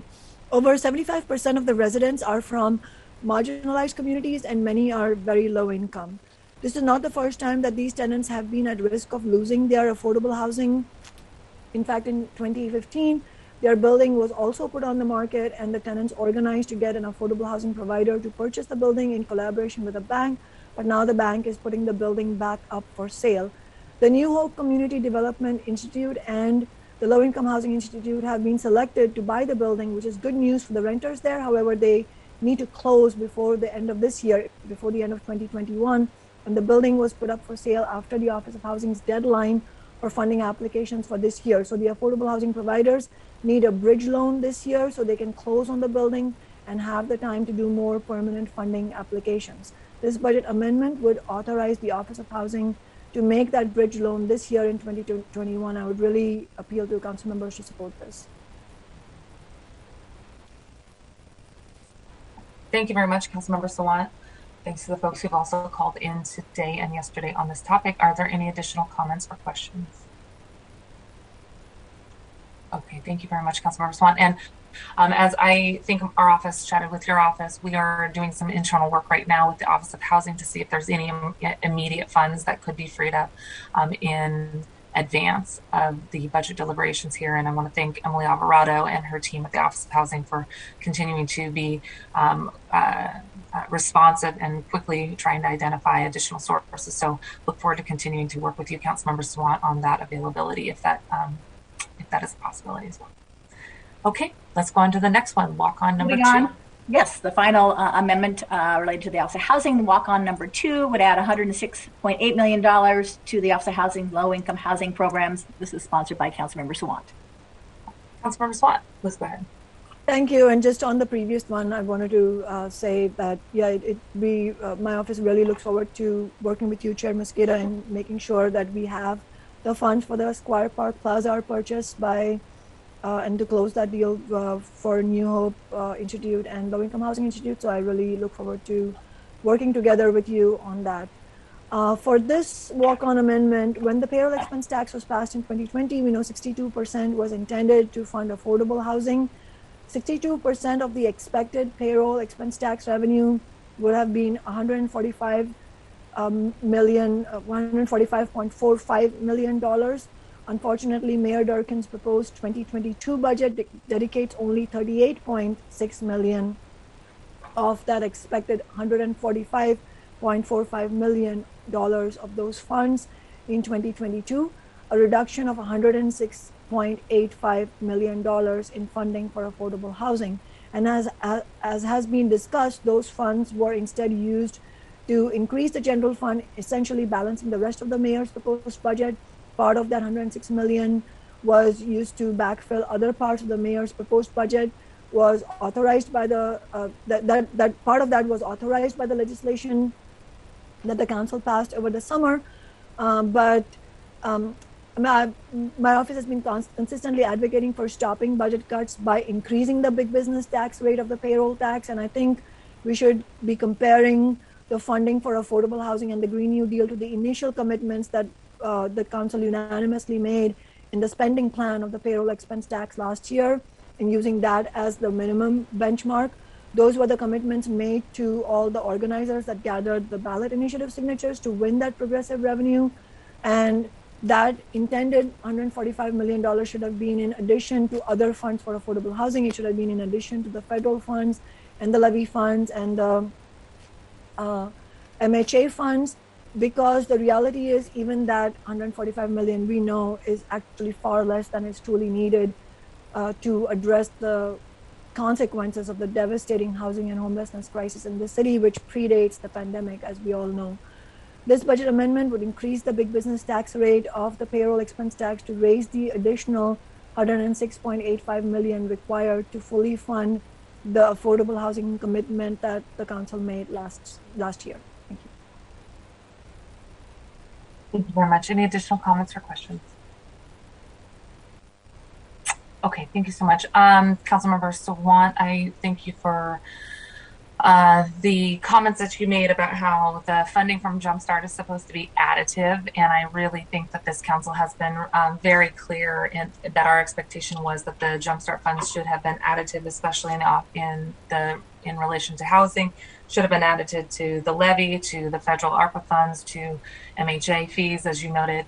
I also want to make sure that I emphasize the importance of the legislation that we as a council, including Councilmember Sawant, that we all passed earlier this year to create a transparent fund and codify our spend plan in anticipation of those funds being swept for other items.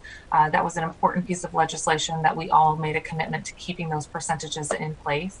Part of the language that was included in that legislation that unanimously passed by council for the spend plan was also recognizing that if we have shorter than anticipated revenue, we have shortfalls from the revenue that are less than anticipated funds, we could be in a situation where an austerity budget would be in front of us. So we did allow for a portion of those funds to be used on a temporary basis if revenue falls below a certain threshold.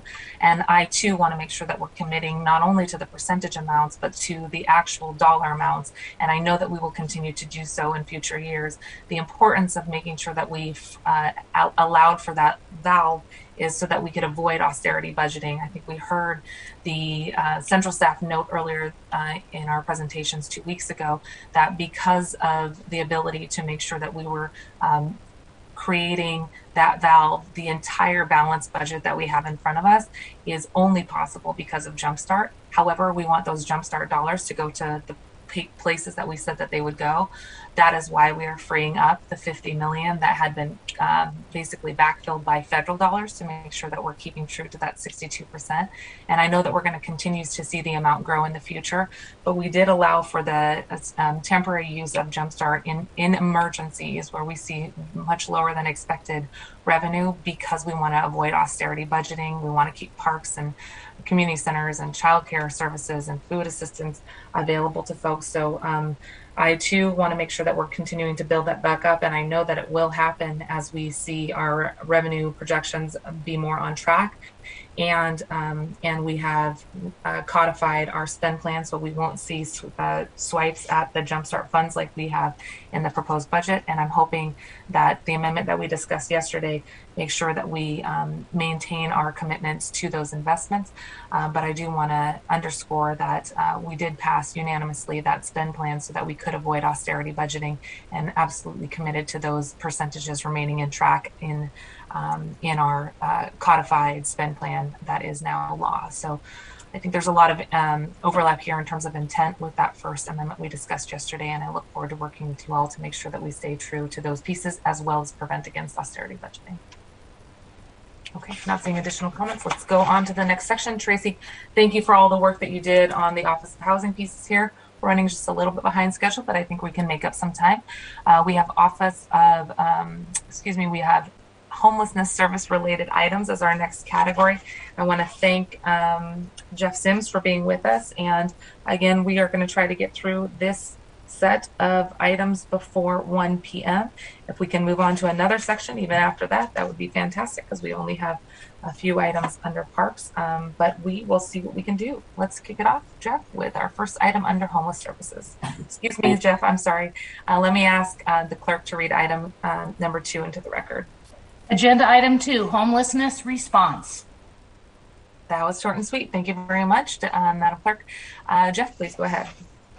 Sure. The first action would be HOM 001A001. It was proposed by Councilmember Lewis. It would add $200,000 in general fund one-time funding to HSD to continue hazard pay and COVID leave at an agency that provides services for youth that experience homelessness. In this case, it'd be such as Youth Care. As the recipient, they previously received a PPP loan, a federal PPP loan that allowed them to provide these benefits and increased hazard pay to their employees. That loan won't be renewed, and so that's the basis for this funding gap that they're looking for. And I'll turn over to the sponsor, Councilmember Lewis. Thank you.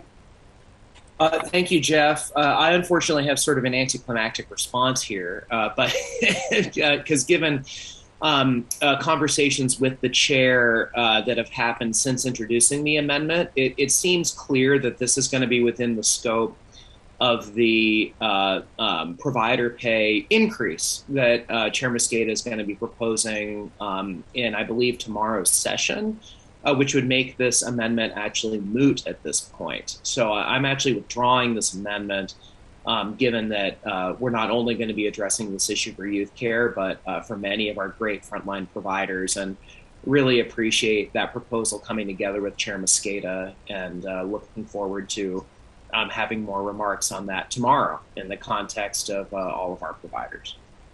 Thank you very much, Councilmember Lewis, and we look forward to your comments as well tomorrow on that discussion.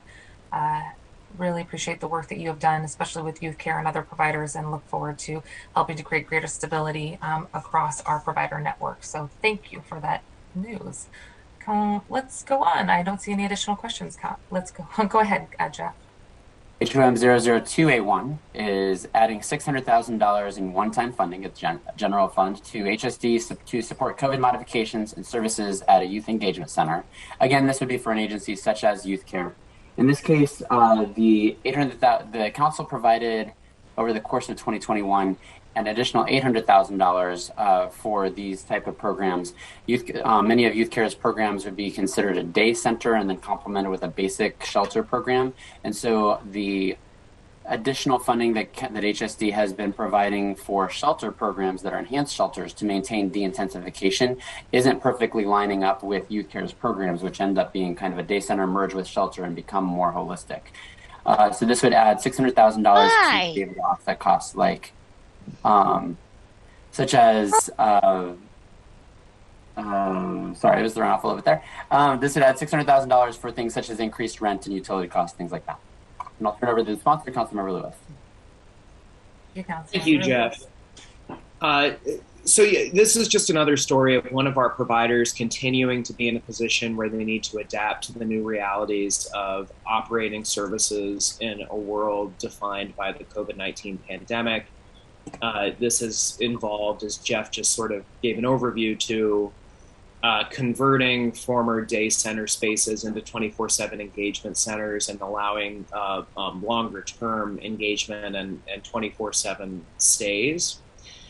And this is another example of if there is a silver lining to COVID, it's the improvement of the space and the service level that some of our providers have had to, by mandate, step up to. But as we know, it's hard to meet those mandates without requisite resources. So this is an opportunity for us to step in and make sure that we can sustain and support Youth Care and their new leadership team in providing this new engagement and 24/7 service on a more sustained basis going forward. And really enhance the mission of serving a group of people experiencing homelessness that we don't often discuss, but that is a huge part of the population, which is youth experiencing homelessness.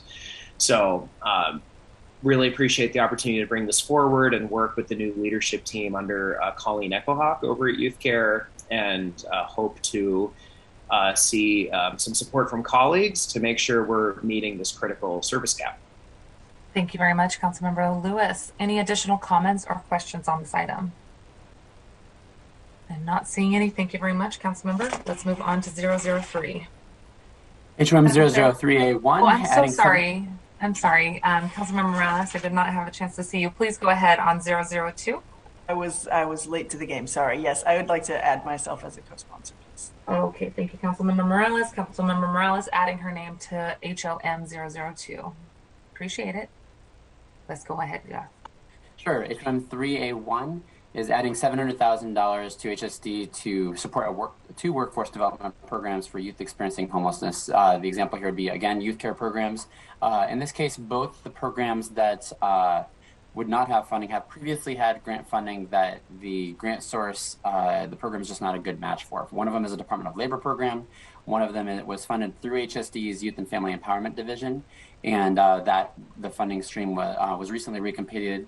Because these are programs that focus on youth experiencing homelessness rather than youth overall or other types of dynamics of the funding streams, they have not continued to receive funding through those, and this ongoing funding would allow those programs to continue. Thank you very much. Please go ahead, Councilmember Lewis. Thank you, Madam Chair. So this is really a great opportunity to partner with Youth Care on protecting and expanding a critical function of their programming, which is workforce development for folks who they do casework with. Lots of young people experiencing homelessness tend to be in a transitional state of homelessness, and it gives us the best opportunities to work with young folks to give them the skills, the jobs, the connections and the opportunity necessary to not fall into a state of chronic homelessness. And this is really one of the biggest value adds from the work that Youth Care is doing, is being able to respond to this unique positioning that young people experiencing homelessness have as being overrepresented, which is a strong connection with this workforce component. So this funding is going to allow, as Jeff said, the programmatic continuation, given that there's some unreliability of some of the other external funding opportunities and grants that Youth Care has historically had to rely on. And as we all know, the more folks that we can exit from homelessness, the fewer folks that we have to plan for in terms of caseload for chronic homelessness, which becomes a much bigger issue. So this is really a really critical upstream investment, and Youth Care has a good track record of doing a lot with a little. So this $700,000, I think, could also really be seen as a strong homelessness prevention program, and looking forward to seeing what the new leadership team over there does with this resource. Thank you so much, Councilmember Lewis. Councilmember Morales, I believe your hand might be carryover from the last time, so I'm going to ask a quick question just to give you some time to let me know or lower it. Thank you. Do actually have a question here for central staff related to Councilmember Morales's amendments from yesterday at the Office of Economic Development. We saw the creative industry amendment specifically focused on youth and workforce development support as well. Is there overlap directly with this amendment proposal in front of us? And I see Ali on the line here too. Go ahead, Ali. Thank you, Chair Mosqueda. I would defer to the sponsor on whether or not it is there. The sponsors, I need to talk more to understand if there's direct overlap. I would say I think one of the amendments is also looking at sort of creating an overall strategy for workforce development, which also pairs nicely with your proposed investment in creating a plan for investments in the economic revitalization dollars within the Jumpstart Fund. So I think what you're noting here is there is some spreading across several departments, our investments in workforce development, and we'll be continuing to have conversations as we work with you, Councilmember Morales, and other council members on the balancing package, because I think the intent, and Councilmember Morales, correct me if I'm wrong, is in part of the work in 2022 is to really take that head on and come up with a more holistic strategy for how the city is investing and supporting workforce development. That's right. Thank you, Ali. Wonderful. And Councilmember Lewis, is the sponsor anything to add or flag about that overlap? Any? I think it goes more to how we would effectuate getting the resource to Youth Care. Like I could conceivably see them being eligible for some of those resources, but I don't know exactly how it would work. I think my bottom line is wanting to make sure that they get the money necessary to continue their economic development work. What department they get it from, I'm ambivalent on.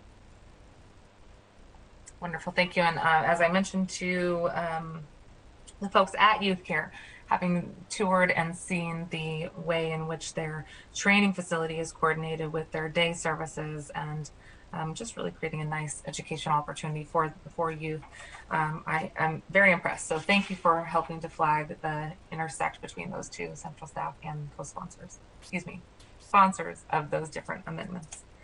I think we can move on to HOM 004. Thank you. HOM 4A1, it adds $770,000 to HFD. It's maintain and expand vehicle resident outreach and parking offenses. This is sponsored primarily by, the lead sponsor is Councilmember Strauss, with Councilmembers Lewis and Gonzalez as co-sponsors. This would, in the 2021 budget and in the year prior to that, the scofflaw mitigation program had been funded at $100,000. This would continue funding because there's not funding for that program in the proposed budget. It would not only continue that, but also increase it and add funding for safe parking lots to be operated by that program in conjunction with its fiscal sponsor, U Heights. And so I'll turn it over to the prime sponsor, Councilmember Strauss. Thank you. Councilmember Strauss. Thank you, Chair. Thank you, Jeff. Very good description of what this amendment is. Last year, it was $100,000, and there were some issues with the fiscal sponsor. In that time, since last year, the new fiscal sponsor is able to provide greater resources to ensuring that this program is set up for success, which is why we are ready to start expanding the program and tying a place for people to go in with the outreach and a place for people to go. So this amendment seeks to invest $770,000 to expand the vehicle residency outreach team and the supportive safe lot pilot.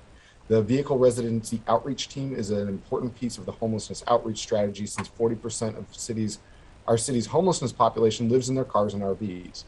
The City of Seattle's Count Us In report showed a doubling of vehicle residents from 2017 to 2019. So the vehicle residency outreach workers regularly make hundreds of contacts annually to people living in their vehicles. They help people regain stability by ensuring that they have car tabs, licenses, providing vehicle repair to keep moving, and providing referrals to other services, including shelter and housing. The Supportive Safe Parking Pilot is a program that gives temporary, overnight, or 24/7 safe location to park for individuals and families living in their vehicles, while providing access to services that will transition them into more stable housing. The goal of the safe parking lot is to offer stability and a reliable transition space for program participants to prevent them from falling further into poverty, and ultimately a pathway to housing. Safe lots reduce the number of vehicle dwellers along public streets, reducing stress and frustration for them and the business owners and residents in the areas where they park. With an average of 3 to 6 month stays in lots, this program plans to host a minimum of 80 to 120 people in the 2022 pilot year. The vehicle residency program and the safe lot expansion will work in tandem. Outreach workers will act as referral agents to safe parking sites, as well as provide additional follow-up support. In turn, vehicle residents will be provided with a stable place to reside, with access to hygiene services and case management, to ensure that the program is both a road to stability and to housing. I want to just call out the fact that for many people living in their cars or RVs, it's their last piece of property. And so moving straight into shelter or housing is often something that is scary to them, because it requires them to give up their last piece of property. By creating the Safe Lot Parking Pilot and combining it with the Scofflaw Outreach Team, we have the ability to help transition people out of their cars and into homes. Thank you, Chair. Thank you very much. Councilmember Swan, and then Councilmember Herbal. I just wanted to say that I would like to co-sponsor this amendment, HM 4A1, because ticketing and towing of vehicles that people depend on for shelter because they have become unhoused is an unmitigated disaster. Having your car towed, even for housed people, is miserable. It's miserable for anyone. If you ever had your car towed, you know what I mean. But for people who depend on their vehicle for shelter, that it is much, much more than that. For vehicle residents, it means losing not only your car, but also your home and all your belongings. Really, the city should not be ticketing and towing vehicles that people live in. And my office has repeatedly and publicly urged Mayor Durkin not to enforce a 72-hour parking ban. However, as long as the city is going to be ticketing and towing vehicles people live in, we at least need these mitigation resources. So I wish to co-sponsor this budget amendment. I also have a question, which is probably for Jeff Sims. Later in today's agenda is this budget amendment proposed by my office for safe parking lots, and the costs that we've been quoted are higher than what we see in this amendment. So I'm just wondering what the source of that cost discrepancy is. Thank you. Please go ahead, Jeff. I'll be actually, as I introduce the next amendment, which is the one that Councilmember Sawant refers to, I can address that directly. Okay, that sounds good. Councilmember Sawant adding her name to HOM 004. Thank you very much, Councilmember. Councilmember Herbal. Thank you. I'm inclined to want to add my name as well, particularly as it relates to the $110,000 in this budget action to support the scofflaw mitigation program. I do have a question about the additional funds associated with the Safe Lot program.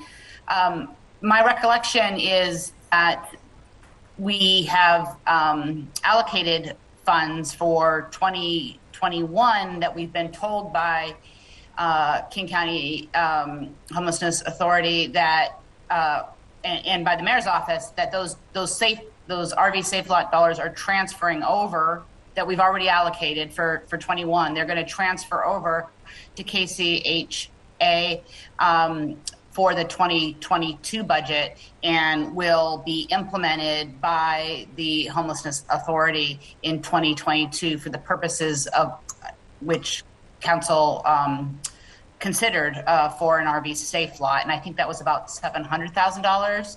So I'm just trying to understand, is this additional $660,000, if my recollection is correct, in addition to the approximately $750,000 that the council already authorized? Yes, it would be, Councilmember Herbold. First, I want to make sure it's clear. I've been saying because of the way we write our actions that this would go to HSD, but as council members, I'm sure I'll notice that every single one notes that that would then get contracted to the regional authority. And I want to make sure that was clear to respond to your question that yes, in the end of this calendar year, 2021, it's $500,000 that the Seattle Rescue Plan 1 provided for RV and vehicle services. Those funds have not been spent. No RFP has to this point been issued. The Regional Authority on Homelessness has committed to doing so and issuing that RFP. It's unclear how many or how long or even the type of services that that $500,000 would provide. When it was formulated, we were assuming a total with that of 25 vehicles of some kind, and not for a full year of services necessarily. I think it was a half year of services is what we assumed with that. So a difference between this would the proposal that you're looking at in HOM 4A1 would add to that $500,000. So you'd have, if this were to be passed in its entirety, it'd be $1.2 million, almost 1.3, and would be an even larger number of safe lots. And because it's unclear how the authority will end up implementing the $500,000 it will already have, it's not possible for me to say how the services might complement or interact with each other. Thank you.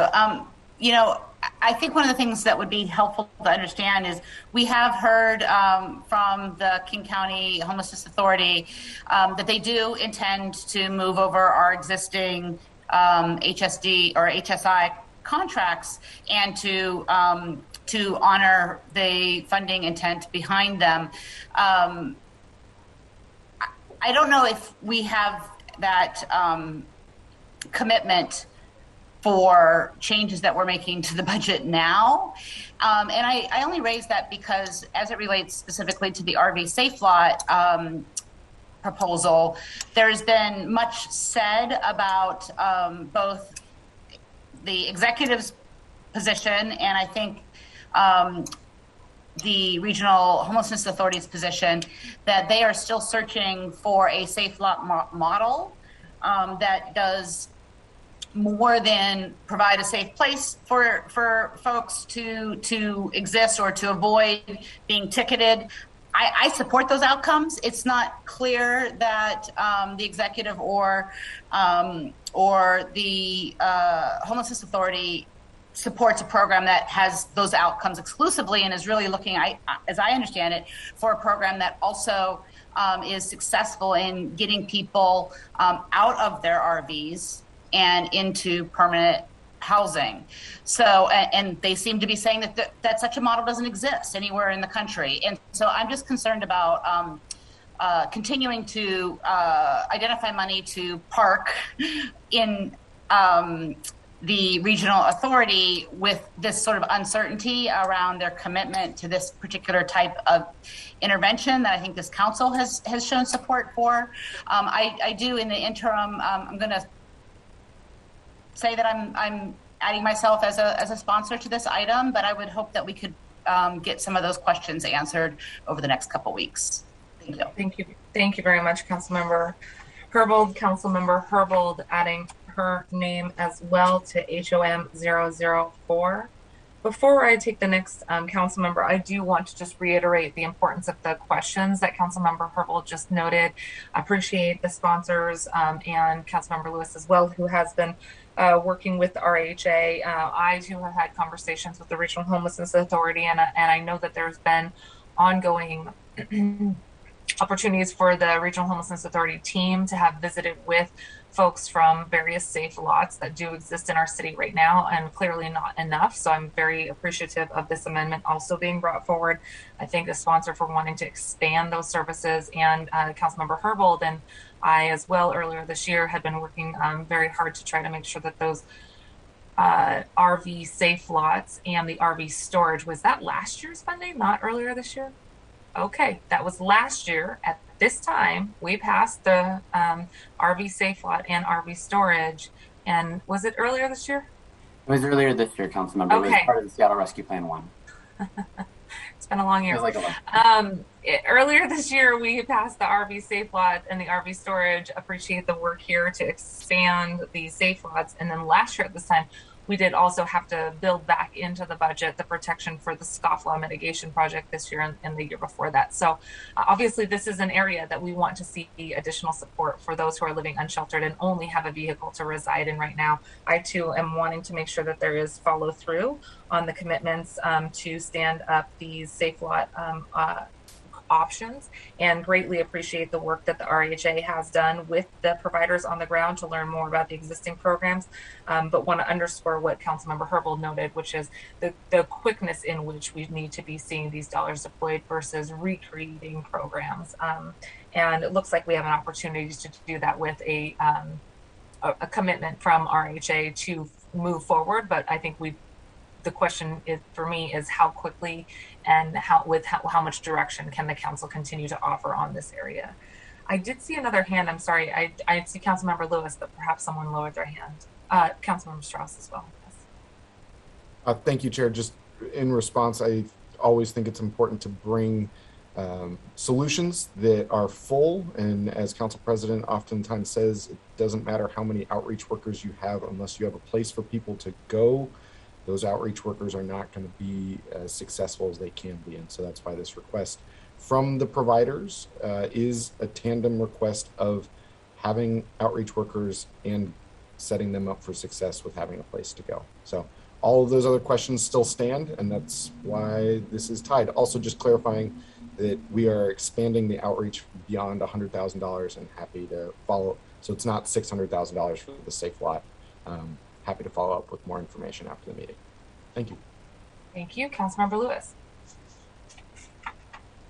Thank you, Madam Chair. This won't be a question. This is just going to be a brief statement of support for this amendment, and I appreciate Councilmember Strauss bringing this forward and collaborating with our office on some of the details. You know, I think that this is an area that is emblematic of a lot of our homelessness implementation issues as a city, where things get delayed because the good is the enemy of the perfect. I don't know that there's a great national model for this. I understand that when we tried something in the Murray administration 5 years ago, it didn't work very well, but that has to be weighed against the status quo of not supporting people at all who are in this position of living in an RV, or providing any kind of support or guidance for neighbors who are concerned about having large concentrations of RV campers on their block. And, you know, I think we've got to get away from sort of the roadrunner logic of like Wile E. Coyote trying one thing once and it fails and you don't fine tune your proposal. I think that this is a good example where experimentation and trying new things is better than a status quo where we're not doing anything. And Councilmember Strauss's proposal puts us further in that direction of interaction and proactivity. And I really appreciate this. And I think it's really important given the massive number of our neighbors who are living in vehicles. Well said, thank you. And I think that helps transition to the next item as well, to continue to show the show of support for the safe lots here. Councilmember Strauss, final comment on this? On another topic, I'm not sure if I raised my hand for HOM 003. And if I did not, wanted to note my co-sponsorship of HOM 003.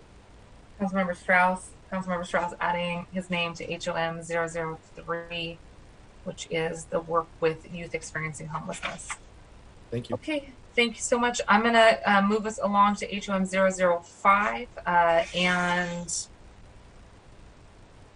just have to say as well, even though we may have had some pushback in 5 years ago, prior to my time on council, I think there's been a lot of changes in sort of the understanding and the appreciation of some of the temporary housing solutions that the council and the city and other cities across the country are trying to pursue. I think there's been a lot of evolution on tiny homes, for example, and the desire to see more tiny homes across our city. So I think that it is absolutely important that we continue to expand the support for these safe lots and have a safe place for people to go as we work to stand up additional non-congregate shelter options and ultimately that permanent supportive housing that we are going to be able to invest in 2022 and beyond. So with that, Councilmember Swan, I know you have a similar related topic. Let's go on to a 005. HOM 5A1 would add $2.7 million in ongoing funding and $1.9 million in one-time funding, so a total of $4.6 million to create and operate 3 new safe parking lots. The primary sponsor on this is Councilmember Sawant, with Councilmembers Morales and Lewis as the co-sponsors. And per your question previously, Councilmember Sawant, the primary difference here is the number of vehicles that would be served, whereas the immediately preceding budget proposal of HOM 4 would serve 3 lots ranging from 5 to 10 vehicles. So let's say between 15 and 30 vehicles. Your proposal covers is estimated at around 75 vehicles. So so it's somewhere about 3 to 5 times as many vehicles would be served. That's the principal difference. There is a slight difference in the types of services. The proposal here on HOM 5 would also incorporate pump out services for RVs. So that was a little bit of the inclusion for some of the startup and ongoing costs to provide those services, which I don't believe are currently provided by U-Heights and the scofflaw mitigation team. They do focus on other types of things, but not pumping out RVs. So hopefully that I think that also serves as a way of introduction. So I'll turn it over to the primary sponsor, Councilmember Sawant. Thank you very much, Councilmember Sawant. Thank you, and thank you, Jeff, for that explanation. That was extremely helpful to hear what the differences are in terms of how many vehicles vehicular residents rather would be supported. So as you said, with this amendment that I'm speaking to right now, up to 75 vehicles would be supported. And also appreciate you also clarifying that the RV pump out services are not currently being provided. And I've definitely, intentionally underscored that point when I spoke to the other budget amendment from my office in relation to vehicular residents. I specifically underscored the need to provide pump out services because that is something that, just you can imagine that is a dire need in order to make sure that the people are sustainably able to stay there as long as they are in lack of permanent affordable housing. Obviously, the best program for affordable housing is to provide affordable housing. But short of that, we need to make sure that the people who are forced to live in RVs, they're not doing that by choice, they're doing that because they don't have access to affordable housing, that they have the immediate services. And as I mentioned yesterday, the support from housed neighbors for those services, specifically pump out and garbage services, is actually high because everybody has a shared goal that we need to make sure that the neighborhoods are able to survive for the time being. And so those are important points. This budget amendment would fund 3 new safe parking lots to the tune of 75 vehicles. Safe parking lots, we know, will provide a safe location for people to park their car or RV, where they will not be towed, where there can be bathrooms, garbage collection, pump out services, of course, case management, services of that kind.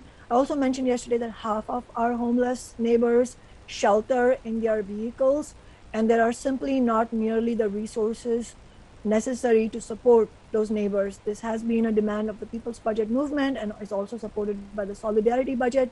And we know safe parking lots and services for vehicular residents is also something that Real Change has consistently advocated for. Thank you.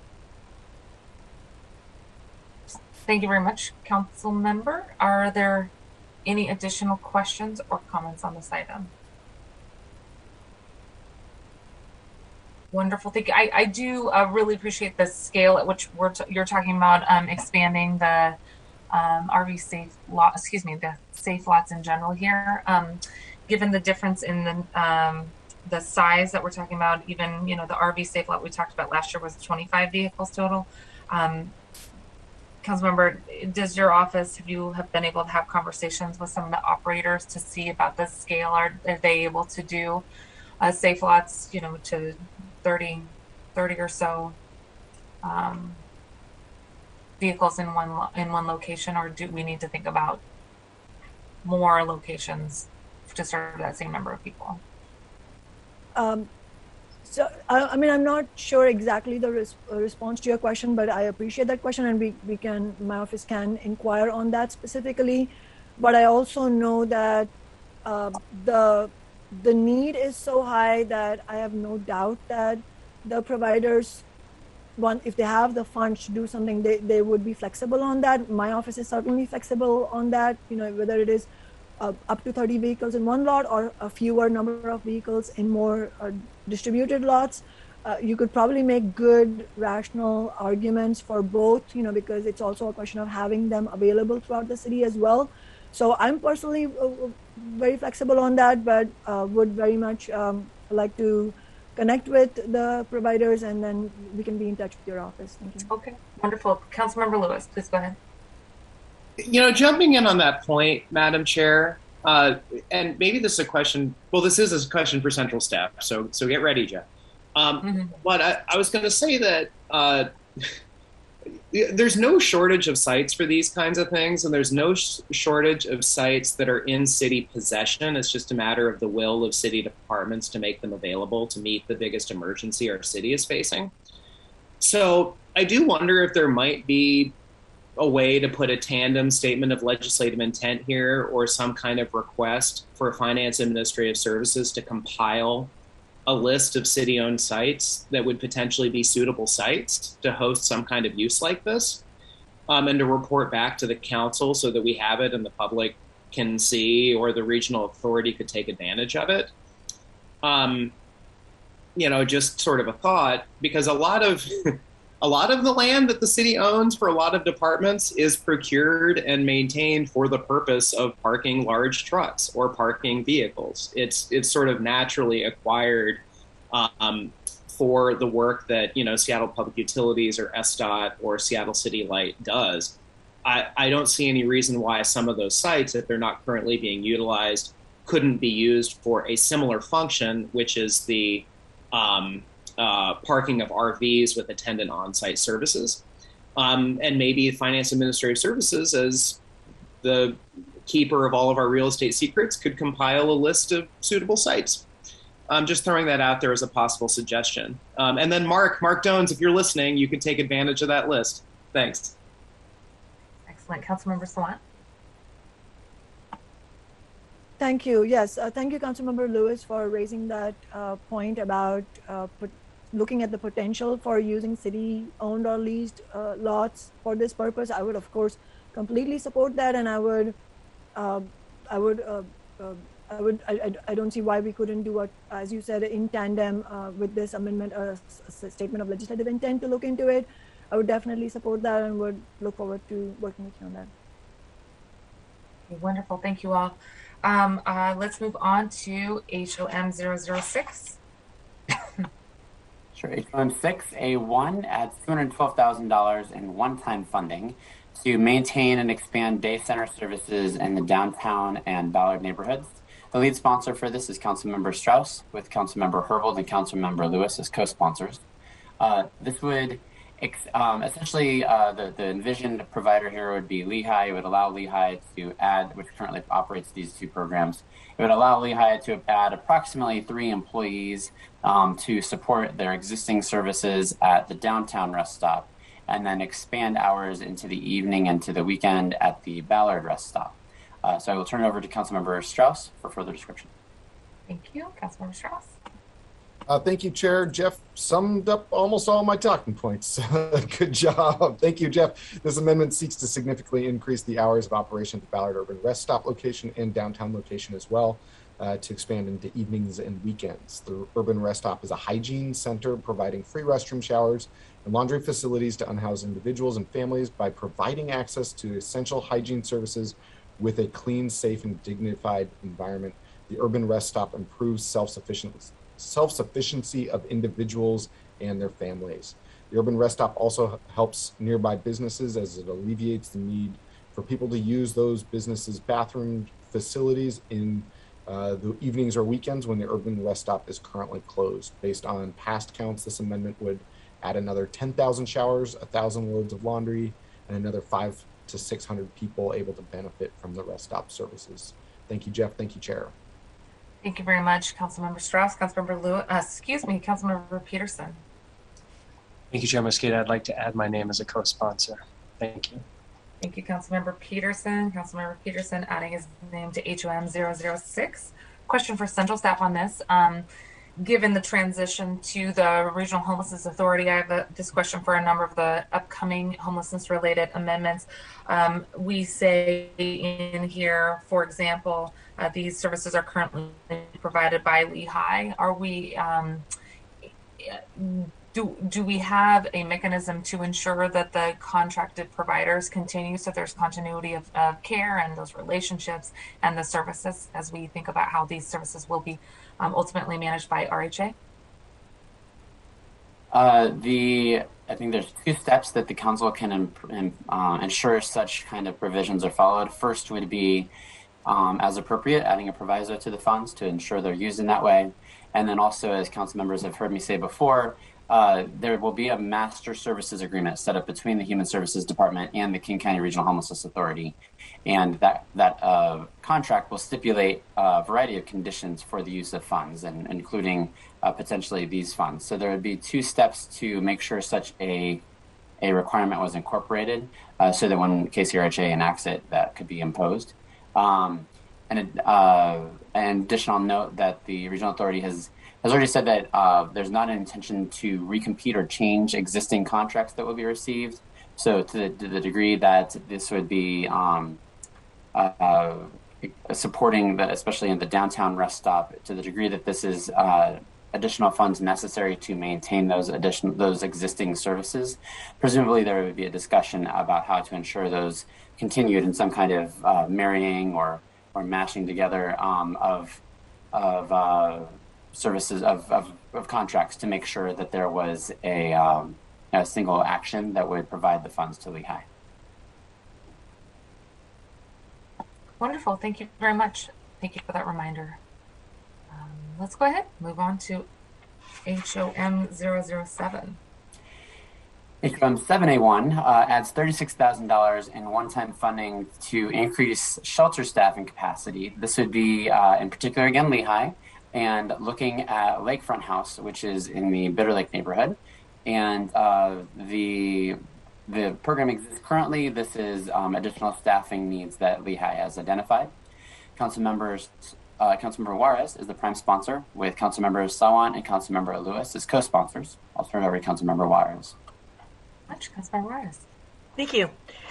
So thank you for giving that great introduction. This is kind of came in a late breaking, but we got it in on time and under, as you shared, what our timelines were, Madam Chair. So this is for the Lakefront Community House, which is 28-unit shelter, which can house up to 50 people. It's operated, as Jeff said, by Lehigh, the Low Income Housing Institute, in the Bitter Lake neighborhood. It provides hygiene, case management services, as well as shelter. It is currently experiencing a staffing shortage. The small request will boost the salary for a supervisor position at the site, specifically 0.45 FTE additional support to correct oversight and administrative shortages at this location. So I should say that we've been working closely with those folks, and I appreciate them. I know it isn't a lot, but it really means a lot because it came in a little bit late. We got it in. It's $36,000 on one-time funding, so we can continue to level up or front load a lot of the tiny house villages that we see happening up in the north end. So thank you. Thank you very much. And Councilmember Juarez, you actually noted one of the things that I had a question about. $36,000 for one-time funding to increase staffing. So are we looking at like a third of a position?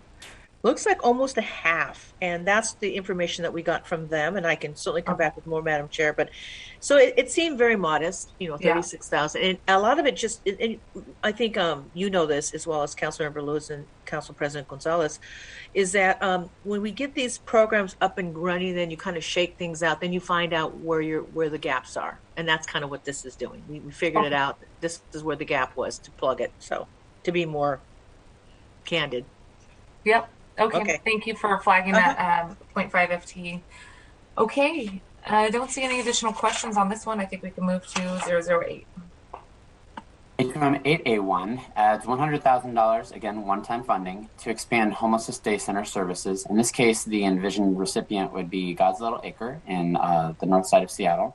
And that program has previously received funding for the last since 2019, typically around $100,000, though that amount changed to a degree that I'm still trying to determine last year. The primary sponsor for this is Councilmember Juarez, with Councilmembers Sawant and Councilmember Lewis as co-sponsors. And I will turn it over to Councilmember Juarez.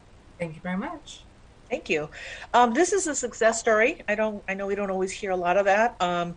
God's Little Acre has been in the North End. I wish I had the date. It's got to be well over a couple decades, but they didn't come into our budget family till 2019, and we work closely with them.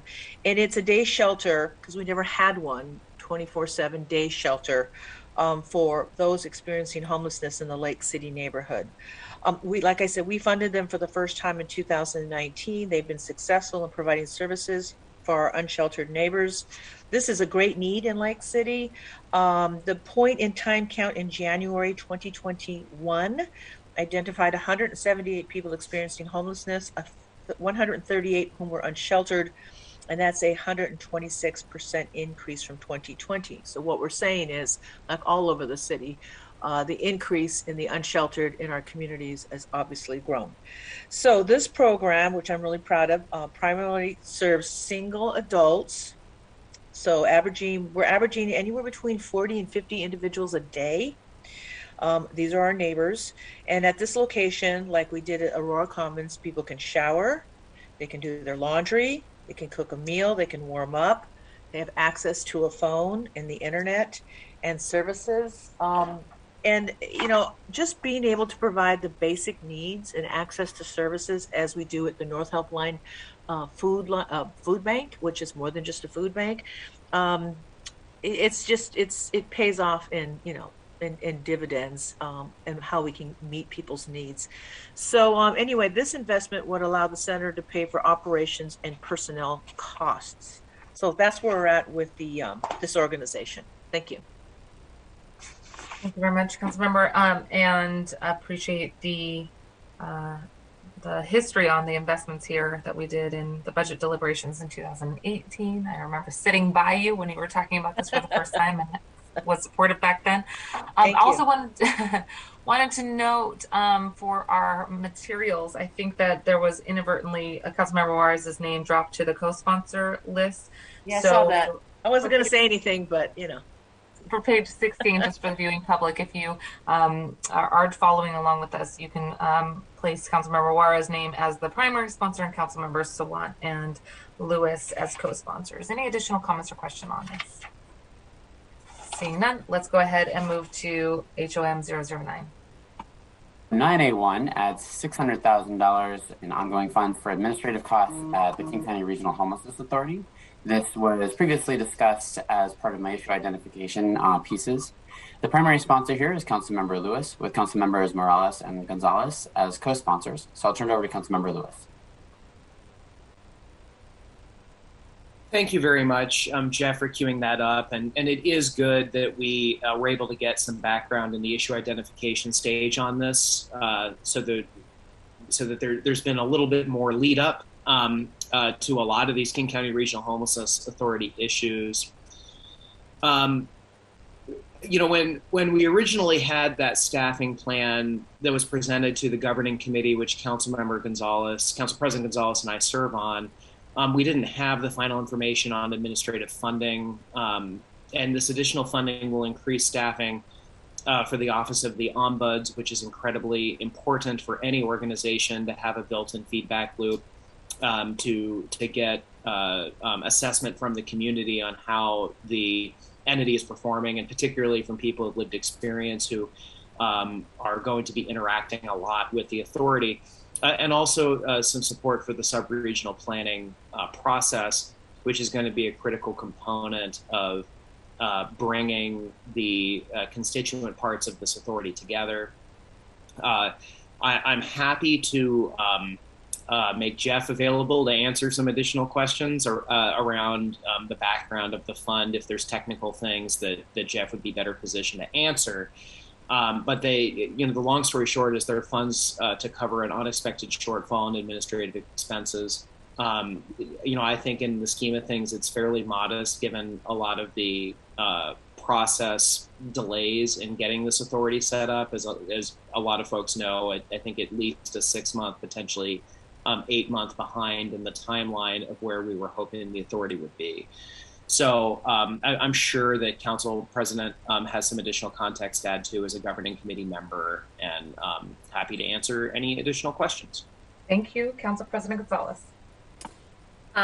Thanks. And I think it would be helpful if, after my remarks, Jeff answers the question around how much we anticipate, or how much King County Executive Dow Constantine is proposing to add on this sort of unexpected overhead expenditure ticket item. I think that might be helpful information, and I'm hoping that Jeff has it. But I do want to say that, when we originally allocated in our budget a couple years ago initial dollars for operationalizing the RHA, we were very much making a educated estimate as to what we thought the overhead expenses and the administrative expenses would be to stand this new regional entity up and to ensure that it is successful.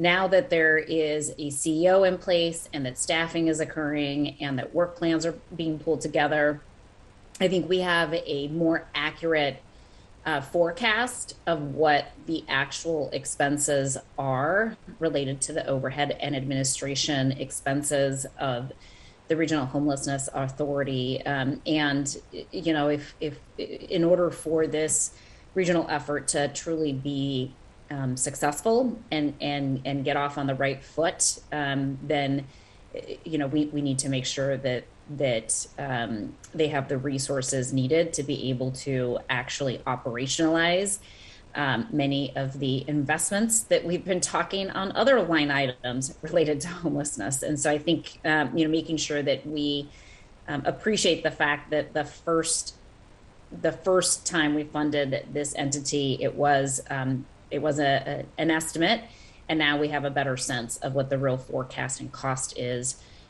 related to actually operationalizing many of the investments that we are talking about potentially adding that would go over to the RHA. So if we want these programs and the implementation of these programs to be successful, we have to make sure that the Regional Homelessness Authority is appropriately resourced and staffed to facilitate the implementation and the operation and operationalizing many of these efforts. So hopefully I bought Jeff enough time through my longer than anticipated comments to sort of identify any additional information you might have, Jeff, that would give us a greater sense of understanding of how much the county is intending to invest on any related administrative costs. Yes, Council President, thank you for taking a little bit longer. I needed a minute for that. As I highlighted during issue ID, the initial projections back in May had substantially less money. We were thinking about $5.5–6 million in admin, and now we're talking more in the 10 million range.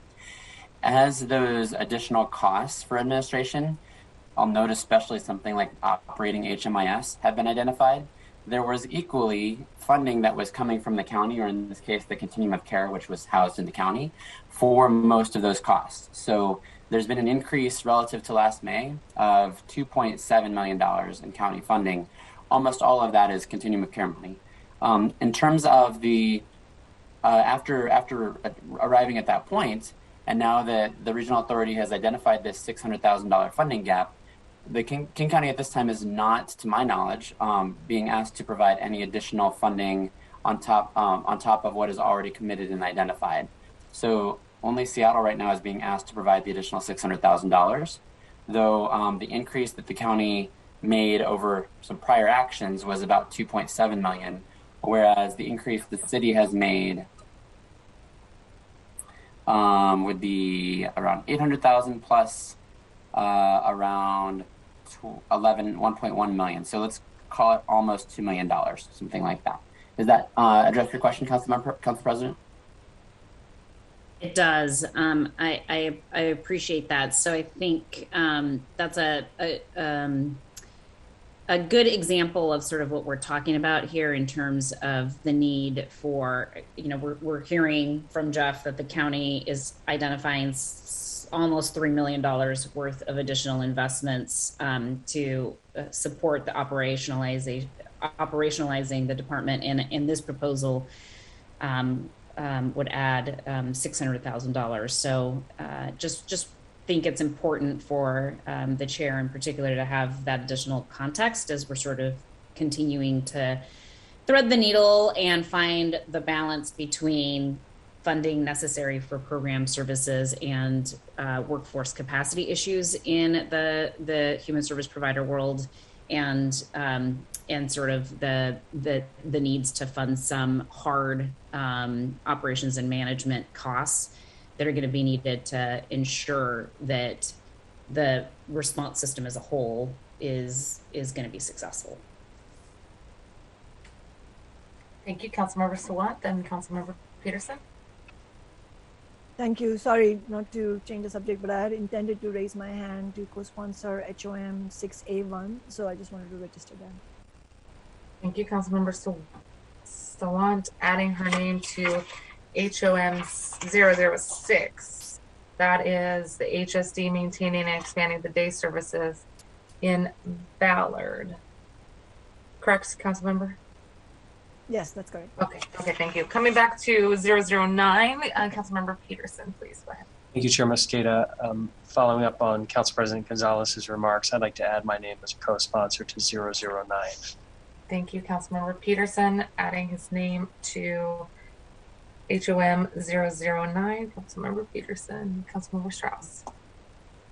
Thank you, Chair. I would also like to add my signature to HOM 009 and HOM 010, both for the King County Regional Homelessness Authority that have increased funding. As Council President noted, when we originally funded them, we had a general idea, and we now have more specifics on what their funding levels are needed at this time. Thank you. Okay, wonderful, thank you. Councilmember Strauss adding his name to his HOM 009 and proactively to HOM 010. Jeff, I do have a few questions for you. I would at some point love to have a comparison between the administrative costs for our Regional Homelessness Authority compared to the Los Angeles Regional Housing and Homelessness Authority.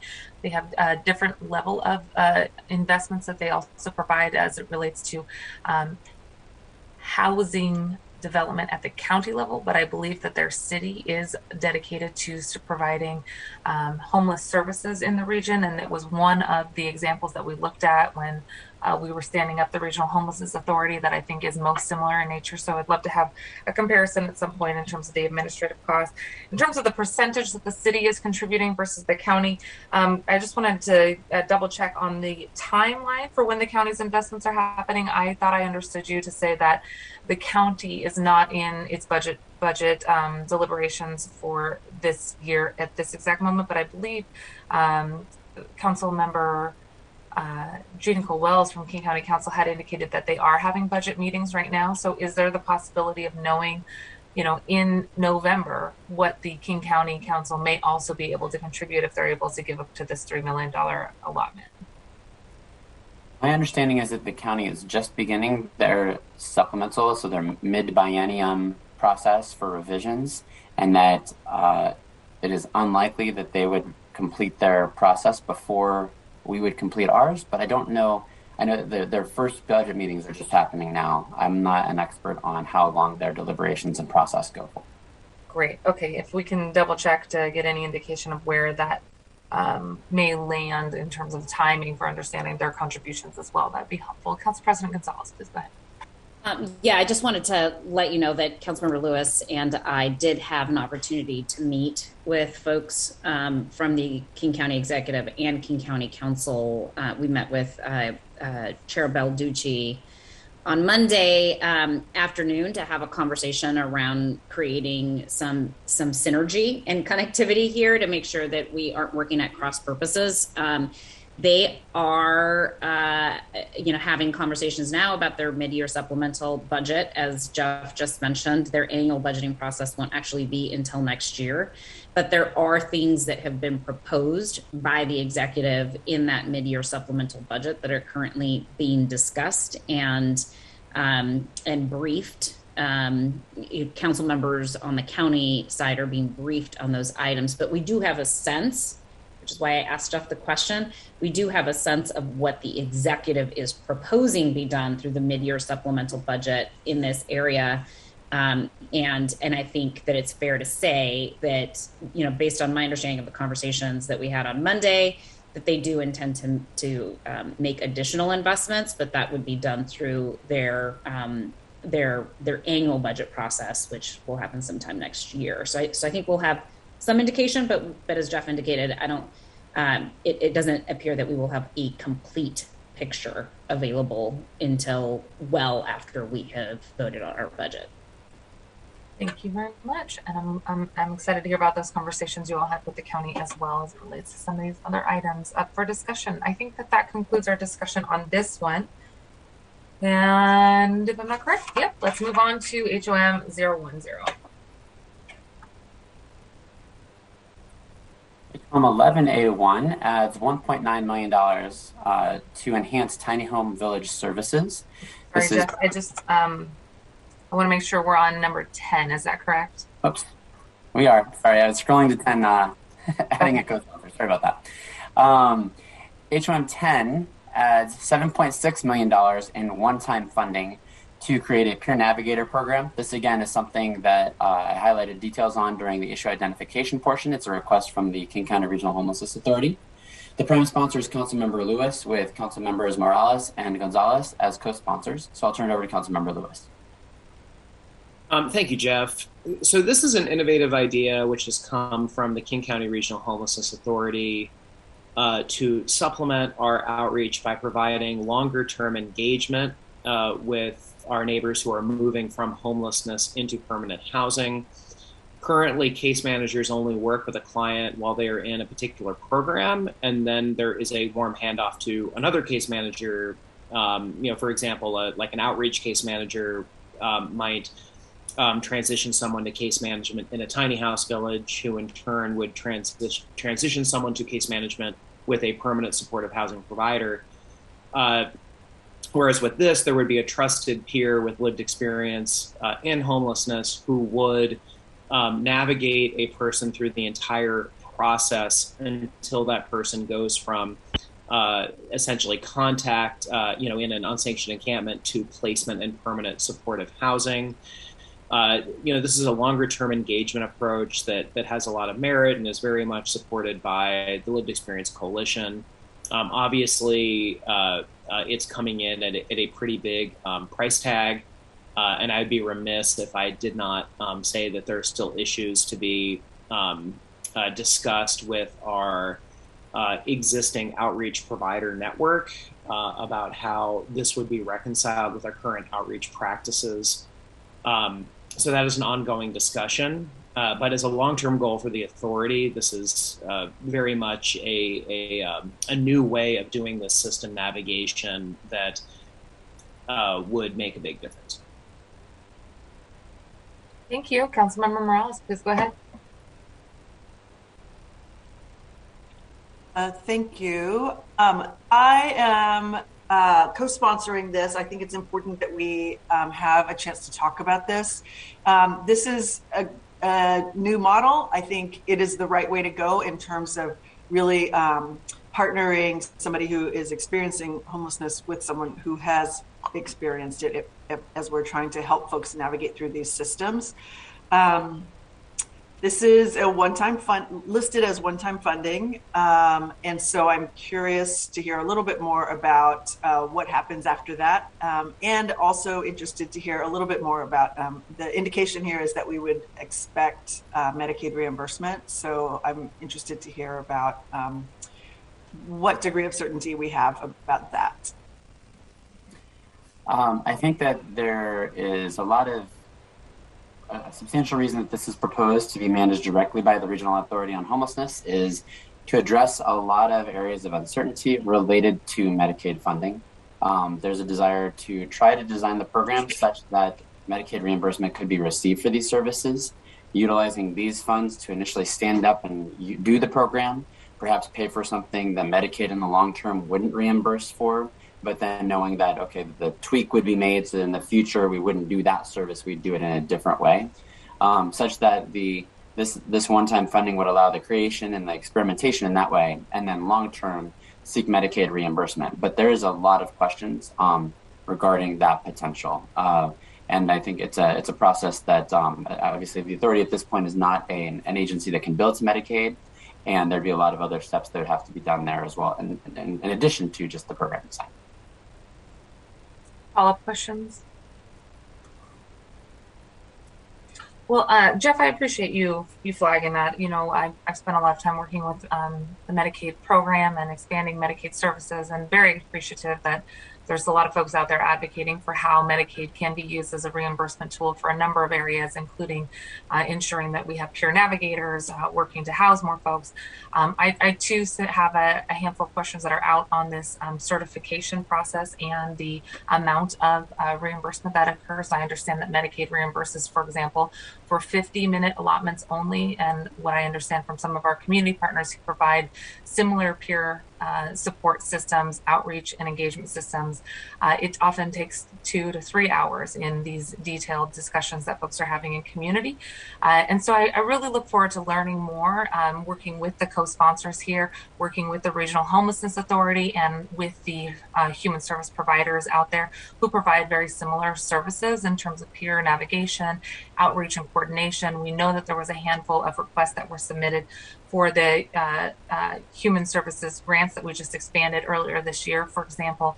And so as the Regional Homelessness Authority is standing up and anticipating and crafting new proposals, I'm also aware that we want to make sure that these services are getting deployed very quickly. And so looking forward to having more conversations with community partners and the Regional Homelessness Authority about ways that we can enhance existing support services that we have as we think about building additional complementary services that may or may not be housed within RHA as this proposal is anticipating. I will say I think there is a unanimous interest in making sure that the population that this CBA is intending to serve absolutely gets the services that they need. And so looking forward to having those conversations with you all over the next week, and you all meaning as well the RHA and community providers. Council President Gonzalez, please go ahead. Yeah, just a quick question, because this Medicaid issue is being lifted up, and maybe Jeff, you can help me understand what the connection is here. So the Peer Navigator program, although we are still working through some programmatic related questions in terms of the funding mechanism, it is the Peer Navigator program proposal sort of fait accompli if it doesn't qualify for the Medicaid reimbursement? Yeah, I think that in the long term, we'd be looking at needing to find a different way to pay for this type of an approach if it's not eligible for Medicaid reimbursement in any way. Per Councilmember Mosqueda's comments, There might need to be substantial changes, even if it is eligible. If it's only eligible for 50 minutes instead of 2-3 hours at a time, that may require a substantial redesign of how the program works. I don't have the answers to that question at this point. But to your point, the main question is that yes, we would be in a gap. Yeah. So really the concern is the sustainability of the program, and sort of a concern that if the Regional Homelessness Authority is determined to pursue the Medicaid reimbursement as sort of the long-term funding mechanism, then that would have programmatic implications that could compromise the efficacy of the program as proposed. I think that's a possibility. Without having, until we have actual implementation of it, I think it'll be difficult to answer that with certainty. Mm-hmm. Okay. Thanks. And thank you, Council President. And I think that it's a great idea for us to continue to think about ways to A, get reimbursement, B, to make sure that we're coordinating more with federal programs that offer financial assistance, and then C, though, finally also in this moment figuring out what is available to stand up and potentially deliver on right away as we answer some of those questions. So I definitely want to make sure that we are exploring the ideas here, but in the moment serving the population that this program is intending to serve through the peer navigator and outreach system. I'm hopeful that we can both build a program like that and also enhance some existing services in the community that we know, if we're given the resources, could come to scale and provide services to the population that's intending to be served here. And Councilmember Lewis as well, I want to make sure that we are lifting up the population that this CBA is intending to serve, to see how we can get those resources delivered as we also answer some of these questions and support the Regional Homelessness Authority in standing up the services, the contracts, and the staff that they are working on doing in early 2022. So I'm looking at it as a kind of dual approach, if you will. Any additional comments or questions? Okay, so more to come on that. And Jeff, thank you for the research that you've done on this. And Councilmember Lewis, Councilmember Gonzalez, Council President Gonzalez, Councilmember Morales, for your co-sponsorship on this. I have added Councilmember Strauss as well, just for the record. Wonderful. Let's do 11 now. HM 11A1 adds $1.9 million to HSD to enhance tiny home village services. This would focus on mental and behavioral health services at the 3 new villages that are currently in operation: the Rosie's Village, Friendship Heights, and then the expansion of Inner Bay. And then I guess Inner Bay is actually it's expansion, so I guess I shouldn't say additional or new. And then potentially 2 other villages as well. And the primary sponsor here, as I mentioned, is Councilmember Lewis, with Councilmembers Herbal and Councilmember Gonzalez as co-sponsors. So I'll turn that over to Councilmember Lewis. Thank you so much, Jeff. As we've been talking about yesterday as well, there's a lot of effort that we can do in this budget this year to really bring all of our tiny house villages up to parity. Yesterday, we were mostly talking about Camp Second Chance. But there are service gaps in some of our other tiny house villages that this $1.9 million would seek to fill, to make sure that there's behavioral health, case management, and 24/7 staffing needs that are at a good ratio of villager to caseworker.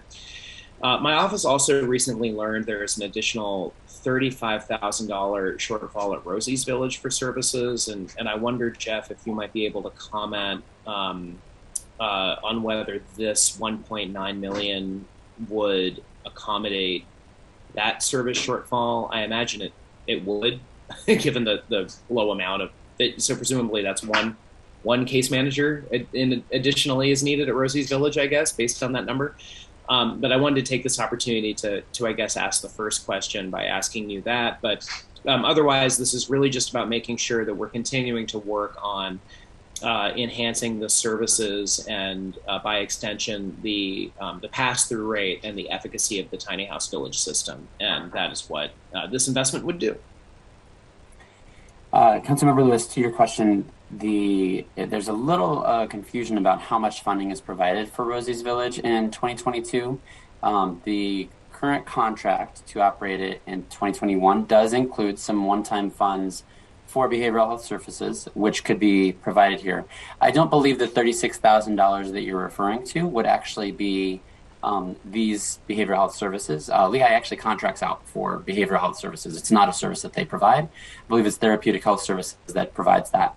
My understanding is that in the various places where $36,000 was requested, it was to add administrative staff at Lehigh that would split their time between multiple locations, not just at one location at a time. So if you look back at an earlier request that would add $36,000 for a lakefront house, for example, it's not clear to me exactly what is included for Rosie's Village. There's some further.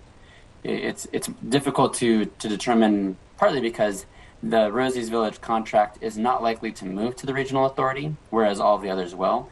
And that's due to the lease arrangement with Sound Transit for obtaining those grounds. Because of the way that the lease has been arranged, Rosie's Village would probably be retained, whereas the others can be transferred over. Does that address both of your questions, then? Yes, thank you. Thank you, Councilmember Herbold. Thank you so much. To further add confusion to this item, which I really appreciate Councilmember Lewis bringing forward.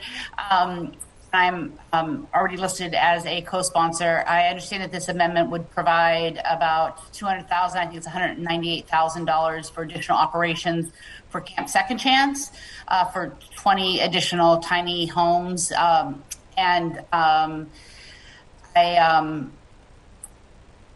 understand from central staff that they believe that the operations cost will be higher than that. So I just wanted to flag that as an issue.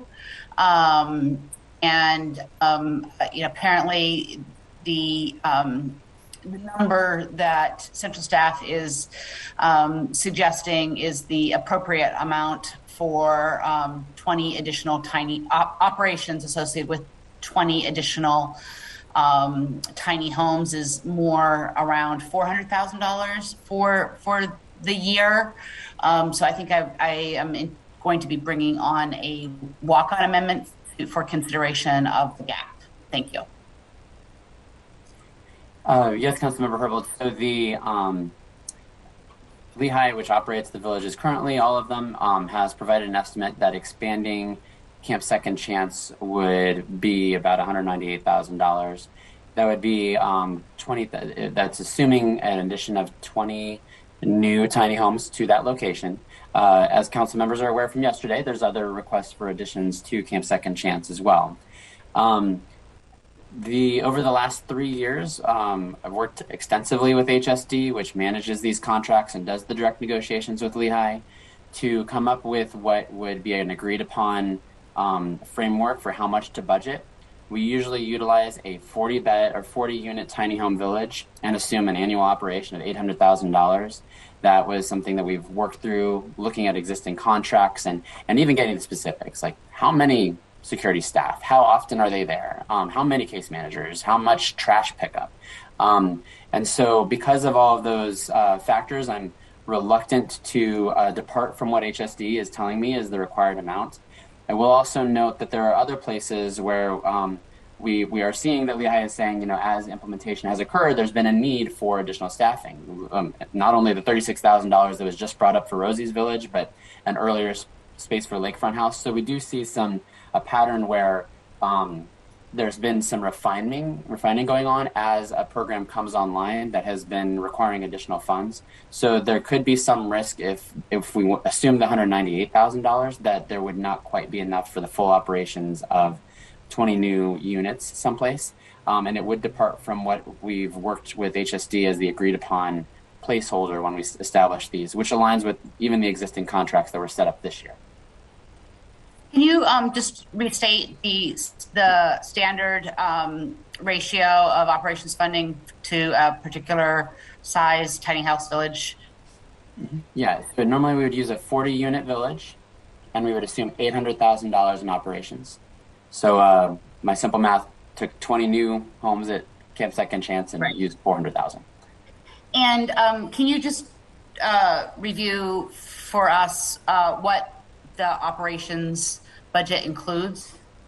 Yeah, it includes meals, it includes utility costs. A more substantial portion is staffing. You have to have case management services for the people that are there to help them to assist in their searches and moving into housing. Then there's also the on-site staff that are necessary to manage just regular operations. To some degree, that might include things there's many of these camps that not Camp Second Chance currently have a hygiene trailer that would be utilizing water, things along those lines. I do have more details. I don't have them open on my screen right now, but I could go into other pieces of it. Thank you so much. Thank you, Councilmember Sawant. Just wanted to say that I'd like to co-sponsor this amendment. Thank you, Councilmember Sawant, adding her name to HOM 011. Thank you, Councilmember Sawant. All right, let's move on to item number 12. HOM 12A1 adds $19.4 million in total. That's $17.9 million in ongoing funds and $1.5 million that is expected to be one-time funds to create and operate a high acuity shelter. This is something I covered again in issue ID. It was proposed or requested by the Regional Homelessness Authority. The primary sponsor here is Councilmember Lewis, with Councilmembers Herbold and Gonzalez as co-sponsors. So I'll turn it over to Councilmember Lewis for further comments. Thank you very much, Councilmember Lewis.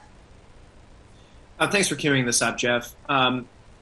So this is one of the most essential investments I think we'll make in this budget this year to really respond to the massive service gap of people experiencing chronic homelessness with very, very high acuity needs that are not being met by the current system.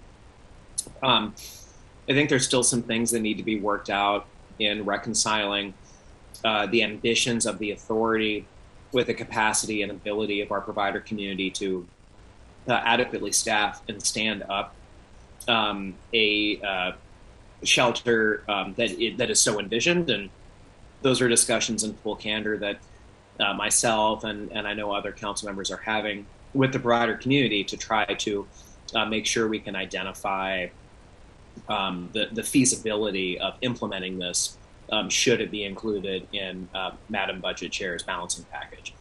But as all of us know, there are so many of our neighbors experiencing homelessness, very much in need of this level of high acuity care and assistance to transition from the street into permanent supportive housing.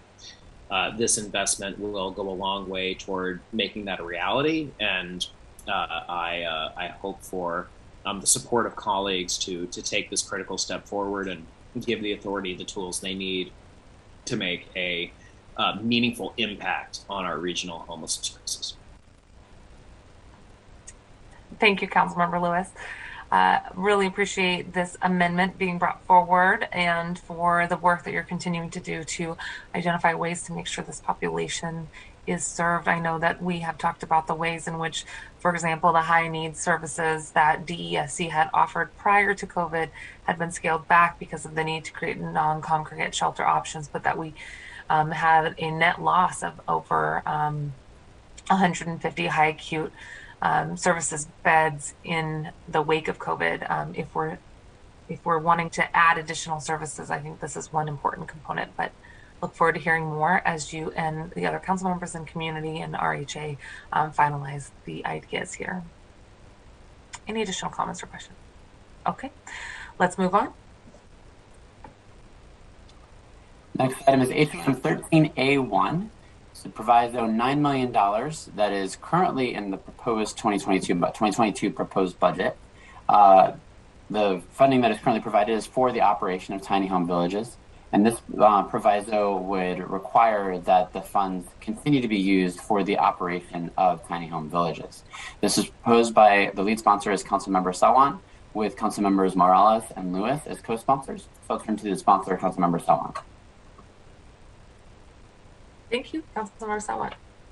Thank you, and thank you to co-sponsors Morales and Councilmembers Morales and Lewis.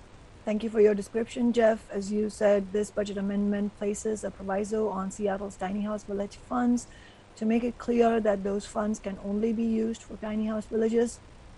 It is completely unacceptable that Mayor Durkin has not yet used the funds to establish tiny house villages that the People's Budget Movement and many other activists who pushed for it, housing advocates and homeless advocates pushed for and won a year ago, especially because tiny house villages have been one of the most successful supports for homeless people in Seattle. Tiny houses provide the safety and privacy of your own space with a locked door, and safety from the elements, safety from all other dangers. And this is especially acute for women, families with children, and LGBTQ community members. The villages provide the community that allows people to get back on their feet, the case management that provides them the best possible opportunity for affordable housing. And the community, very importantly, provides an alternative to the isolation and alienation of homelessness, which can be truly crushing and also be in itself a barrier to our community members coming out of that situation. Lehigh, the Low Income Housing Institute, has for years identified many locations for new tiny house villages. And I want to be clear that I do not think we should trust the excuses that are constantly given for why it is taking so long to set up new tiny house villages. Some of the permit types for tiny house villages do not even require SEPA review. Villages should be able to be set up in days or even weeks, or maybe weeks, certainly not months or years. People are living unsheltered at the side of the road, in parks, and the political establishment has shown zero sense of urgency in this. And I think it is important, the progress that the City Council has made on tiny house villages, and we need to keep doing that.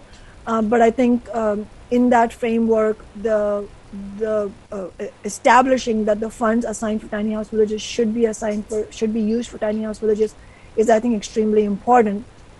No proviso has the power to force the mayor to use the funds that have been allocated, but at least the proviso will say that these funds can be used for no other purpose. This budget amendment currently applies to $9 million, but if budget amendments pass to increase the funding for tiny house villages, which I absolutely hope happens through this budget, then the intention is to include those funds in the proviso also.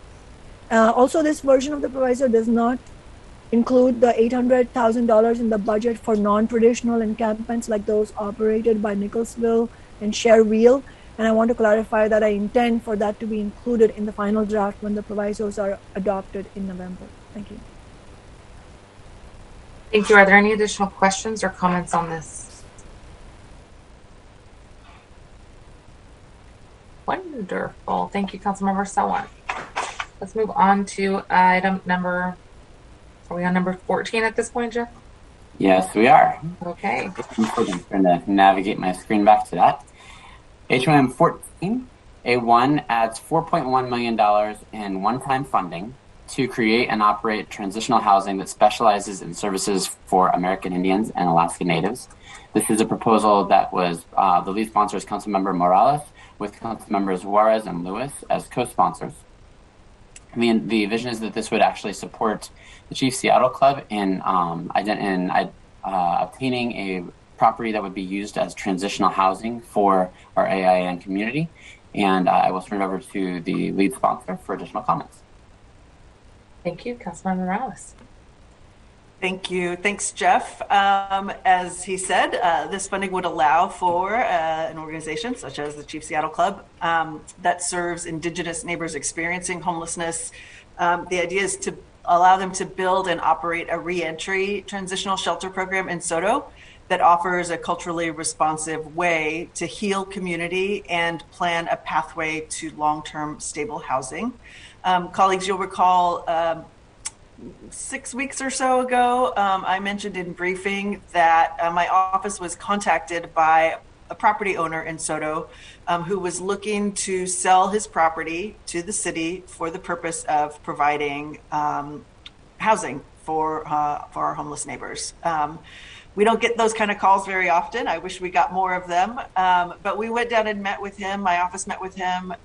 We took the provider down with us so that they could get a sense of what might be possible down there. And there is a real interest in providing space for folks who need to be, for whom being in a bigger facility where there are lots of people at an earlier stage of substance abuse treatment, this housing would be for folks who are further down that path and need to be away from that population. So there's a lot of excitement about this project, and we know that given the very small, I think about 0.5% of our community identifies as Native American, yet 32% are experiencing chronic homelessness. This is a real opportunity for us to provide a service and really provide some security and stability for the population. So that's what we're hoping to do. And this funding would allow them to acquire the property and begin the process of remodeling. And I think the plan is actually to just rebuild so that they can provide that service and provide the reentry programming to the community. Sorry, it's getting late already. We haven't had lunch yet. And I don't want to keep you off from your lunch, so we're going to try to get through the next item, and then we will probably go to recess just slightly early to start with parks right when we come back. I do want to see if there's any questions on this item. We're on HOM 014. Councilmember Strauss. Thank you, Chair. I would like to add my co-sponsorship to HOM 014 as well as 012. Okay. Councilmember Strauss is adding his name to HOM 014, which is the item we're on with specializing, expanding one-time services for services to American Indians and Alaskan Native community, and 012, which was the creating a high acuity shelter that Councilmember Lewis is sponsoring. Thank you, Councilmember Strauss, for 012 and 014 co-sponsorship. Councilmember Morales, I did have a question you started to speak to at the end here. Can you tell me just a little bit more about what the $3.4 million for site improvements would include? Sure. So right now, the building itself, I think it's about 1,000 square feet. It is an old warehouse, and the footprint of the building is adequate for what they want to do, but it's pretty rundown. And so the initial drawings that they have would be to create a second story and provide adding in a kitchen, adding in bathroom facilities, adding in some gathering space in the front of the building, so that there would be kind of a community healing and meeting space for folks. So it is a pretty extensive remodel of the existing building that they have in mind, so that they can increase the capacity of the number of people that they'd be able to serve there. Excellent. Thank you very much, Councilmember. Any additional questions or comments? All right, let's go to HOM 015. HOM 15A1 adds $220,000 in one-time funding to hire additional homelessness outreach workers. This is proposed by Councilmember Strauss with Councilmembers Peterson and Juarez as co-sponsors. And it would add, what's envisioned is 2 additional outreach workers to work in Northwest Seattle and the Ballard neighborhood, similar to the outreach workers that were added in last year's budget by the council that have neighborhood-specific focuses. I'll turn that over to Councilmember Strauss for further information. Thank you. Thank you, Chair. Thank you, Jeff. Well said. This amendment would add funding to contract with a group like REACH to hire 2 homelessness outreach workers for District 6 specifically. Last year, as Jeff mentioned, a number of district council members joined together on an amendment to hire district-based outreach workers across the city. And in the time since then, the need for outreach workers in District 6 has only grown, particularly in Ballard, Green Lake, and the Fremont industrial area.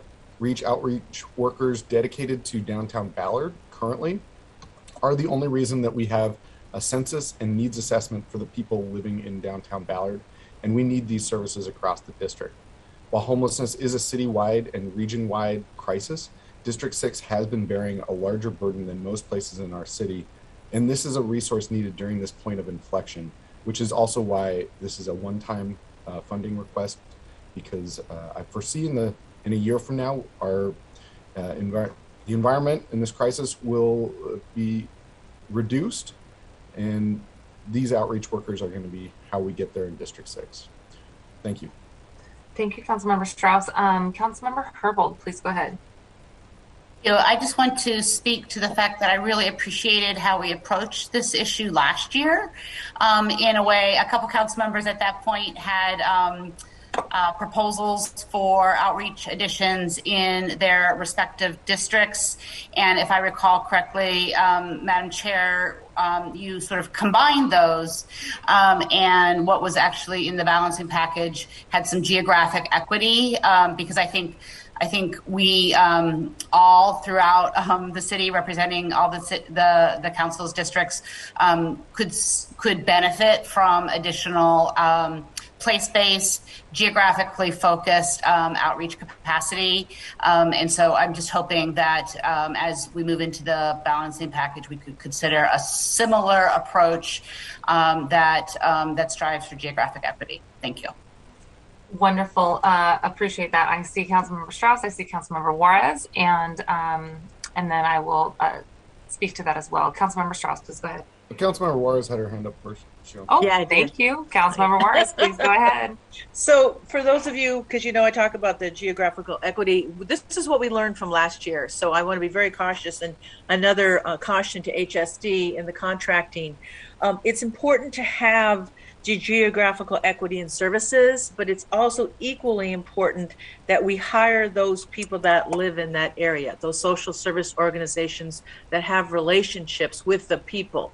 It doesn't do us any good to have someone way south who is not familiar with Northgate, Lake City, Bitter Lake to come up here and not be part of the community that provides social services and knows the individuals. And I'm not trying to slam HSD, but if there's anything I've learned from the last year about putting these, what Councilmember Strauss is doing for D6 with the outreach workers, again, I think it has to be a balance of geographical equity, the district itself, or the north end or the south end, but also utilizing those organizations that are based in those districts that know the people. Like for me, I know where the food banks are, social services, housing, all of that stuff. So you got to have people. HSD has to be mindful and hire those organizations, or if they put in those RFPs, because they know the people that are up here or in any district, quite frankly. So that is what as Councilmember Hurt would say, lessons learned.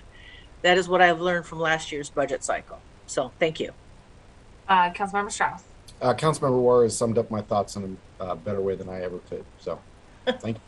So my question actually was related to the effect of last year's outreach and engagement efforts. As Councilmember Herbold noted, we worked with every council member to try to make sure that there was geographic representation across the city. The need for those direct outreach workers is something that many council members had requested, and the CBA in front of us notes that there was 2 new outreach workers provided for Northwest Seattle and Ballard. We did something similar in the South End, and I believe we did something similar in I don't know, like around the Ship Canal areas. Jeff and or district council members, can you tell me more about the dollars were deployed, the people were deployed? The concern sounds like they weren't necessarily from organizations within the district. Is that okay? Jeff, please go ahead. So last year's budget action was kind of a 2-part kind of an ad. There was an addition of funding so that staff could be hired so that would maybe float or have the ability to be redeployed as necessary for that equity focus, as Councilmember Herbold spoke to. There was also the call out of specific neighborhoods that would have minimum receipt of additional workers, such as Northwest Seattle, Ballard, and Lake City. So both were components there. I do know HSD has provided information on the agencies that have been contracted with and were given those funds. My understanding is that the 2 workers in Lake City were hired and are currently active. My understanding is that not all of the staff are currently hired in the Northwest Seattle and Ballard area, though I don't know if they've never been. That's a level of detail that is far more in the weeds than I would ever get. So I can't speak to how far we've gotten with an agency that we're contracted with to hire someone, but there were those 2 specific workers there. I believe there were 6 total, so there was 4 more that I'm not thinking of, but I'd have to go back to last year's action to recall exactly how we defined the deployment for those staff. But all of the funds were awarded via contract. All of the funds were awarded via contract, but potentially 4 out of the 6 weren't hired. No, I just don't recall how we said the other 4 needed to be provided. I don't remember if it was maybe I imagine the council members could help me remember this. For example, in D2 versus D1, where there are 2 here and 1 there and 2 floating. I don't remember that allocation off the top of my head. I can find that out. It's in the CBA. It's been a year since I've looked at it. Right. I think that I'm more interested in the implementation aspect of it, and if they were indeed hired and if services were provided. Councilmember Juarez, please go ahead. Just to answer, and again, I'm not trying to pick on any particular city department. So if we're going to look at geographical parity and we want to focus on hiring social service people that are actually in the area, know the services and the people, a heads up to HSD, before you set those contracts out, it might be good to loop back with that particular council member in that particular district and say, hey, we have these 5 RFPs, it got down to 3, what are your thoughts? Because some assumptions were made, and they weren't local people that were hired, and there's nothing wrong with how it ended up to some degree, but it caused a lot of problems where, if you could just have picked up the phone and maybe made a phone call, the implementation piece could have gone a lot easier and I think been much more efficient. Thank you, Councilmember Juarez. Councilmember Strauss. Thank you. Building on Councilmember Juarez's comments just now, this is in part why I'm seeking a one-time increase for additional outreach workers in District 6. Yep. Great. Thank you, Councilmember Strauss. Thank you for all of your comments, colleagues, as well. I know that this continues to be an important issue. And Jeff, I appreciate the work that you've done, and we'll follow up with you also offline to see if we can track down more information about the implementation concerns that are being raised. I do appreciate this amendment in front of us as the need continues, especially if we weren't able to actualize the vision of those 6 outreach workers with the 2 floating. I have one more amendment for you all, and then I will let you go to recess. But we have one walk-on amendment, Councilmember Herbold. Let's do that, and then we will go to recess. Great. To Central Staff, what to describe it first? So this actually throw me into the breach. It's okay. I know the amendment, but I don't know the proper language I need for this to be introduced. Allie hopefully can bail me out. That's no problem. Jeff, you can just describe it like any other amendment. It's home walk on 1. Yes, that's correct. Yeah, it's already been added to the agenda, so you can go ahead and proceed. Perfect. All right, great.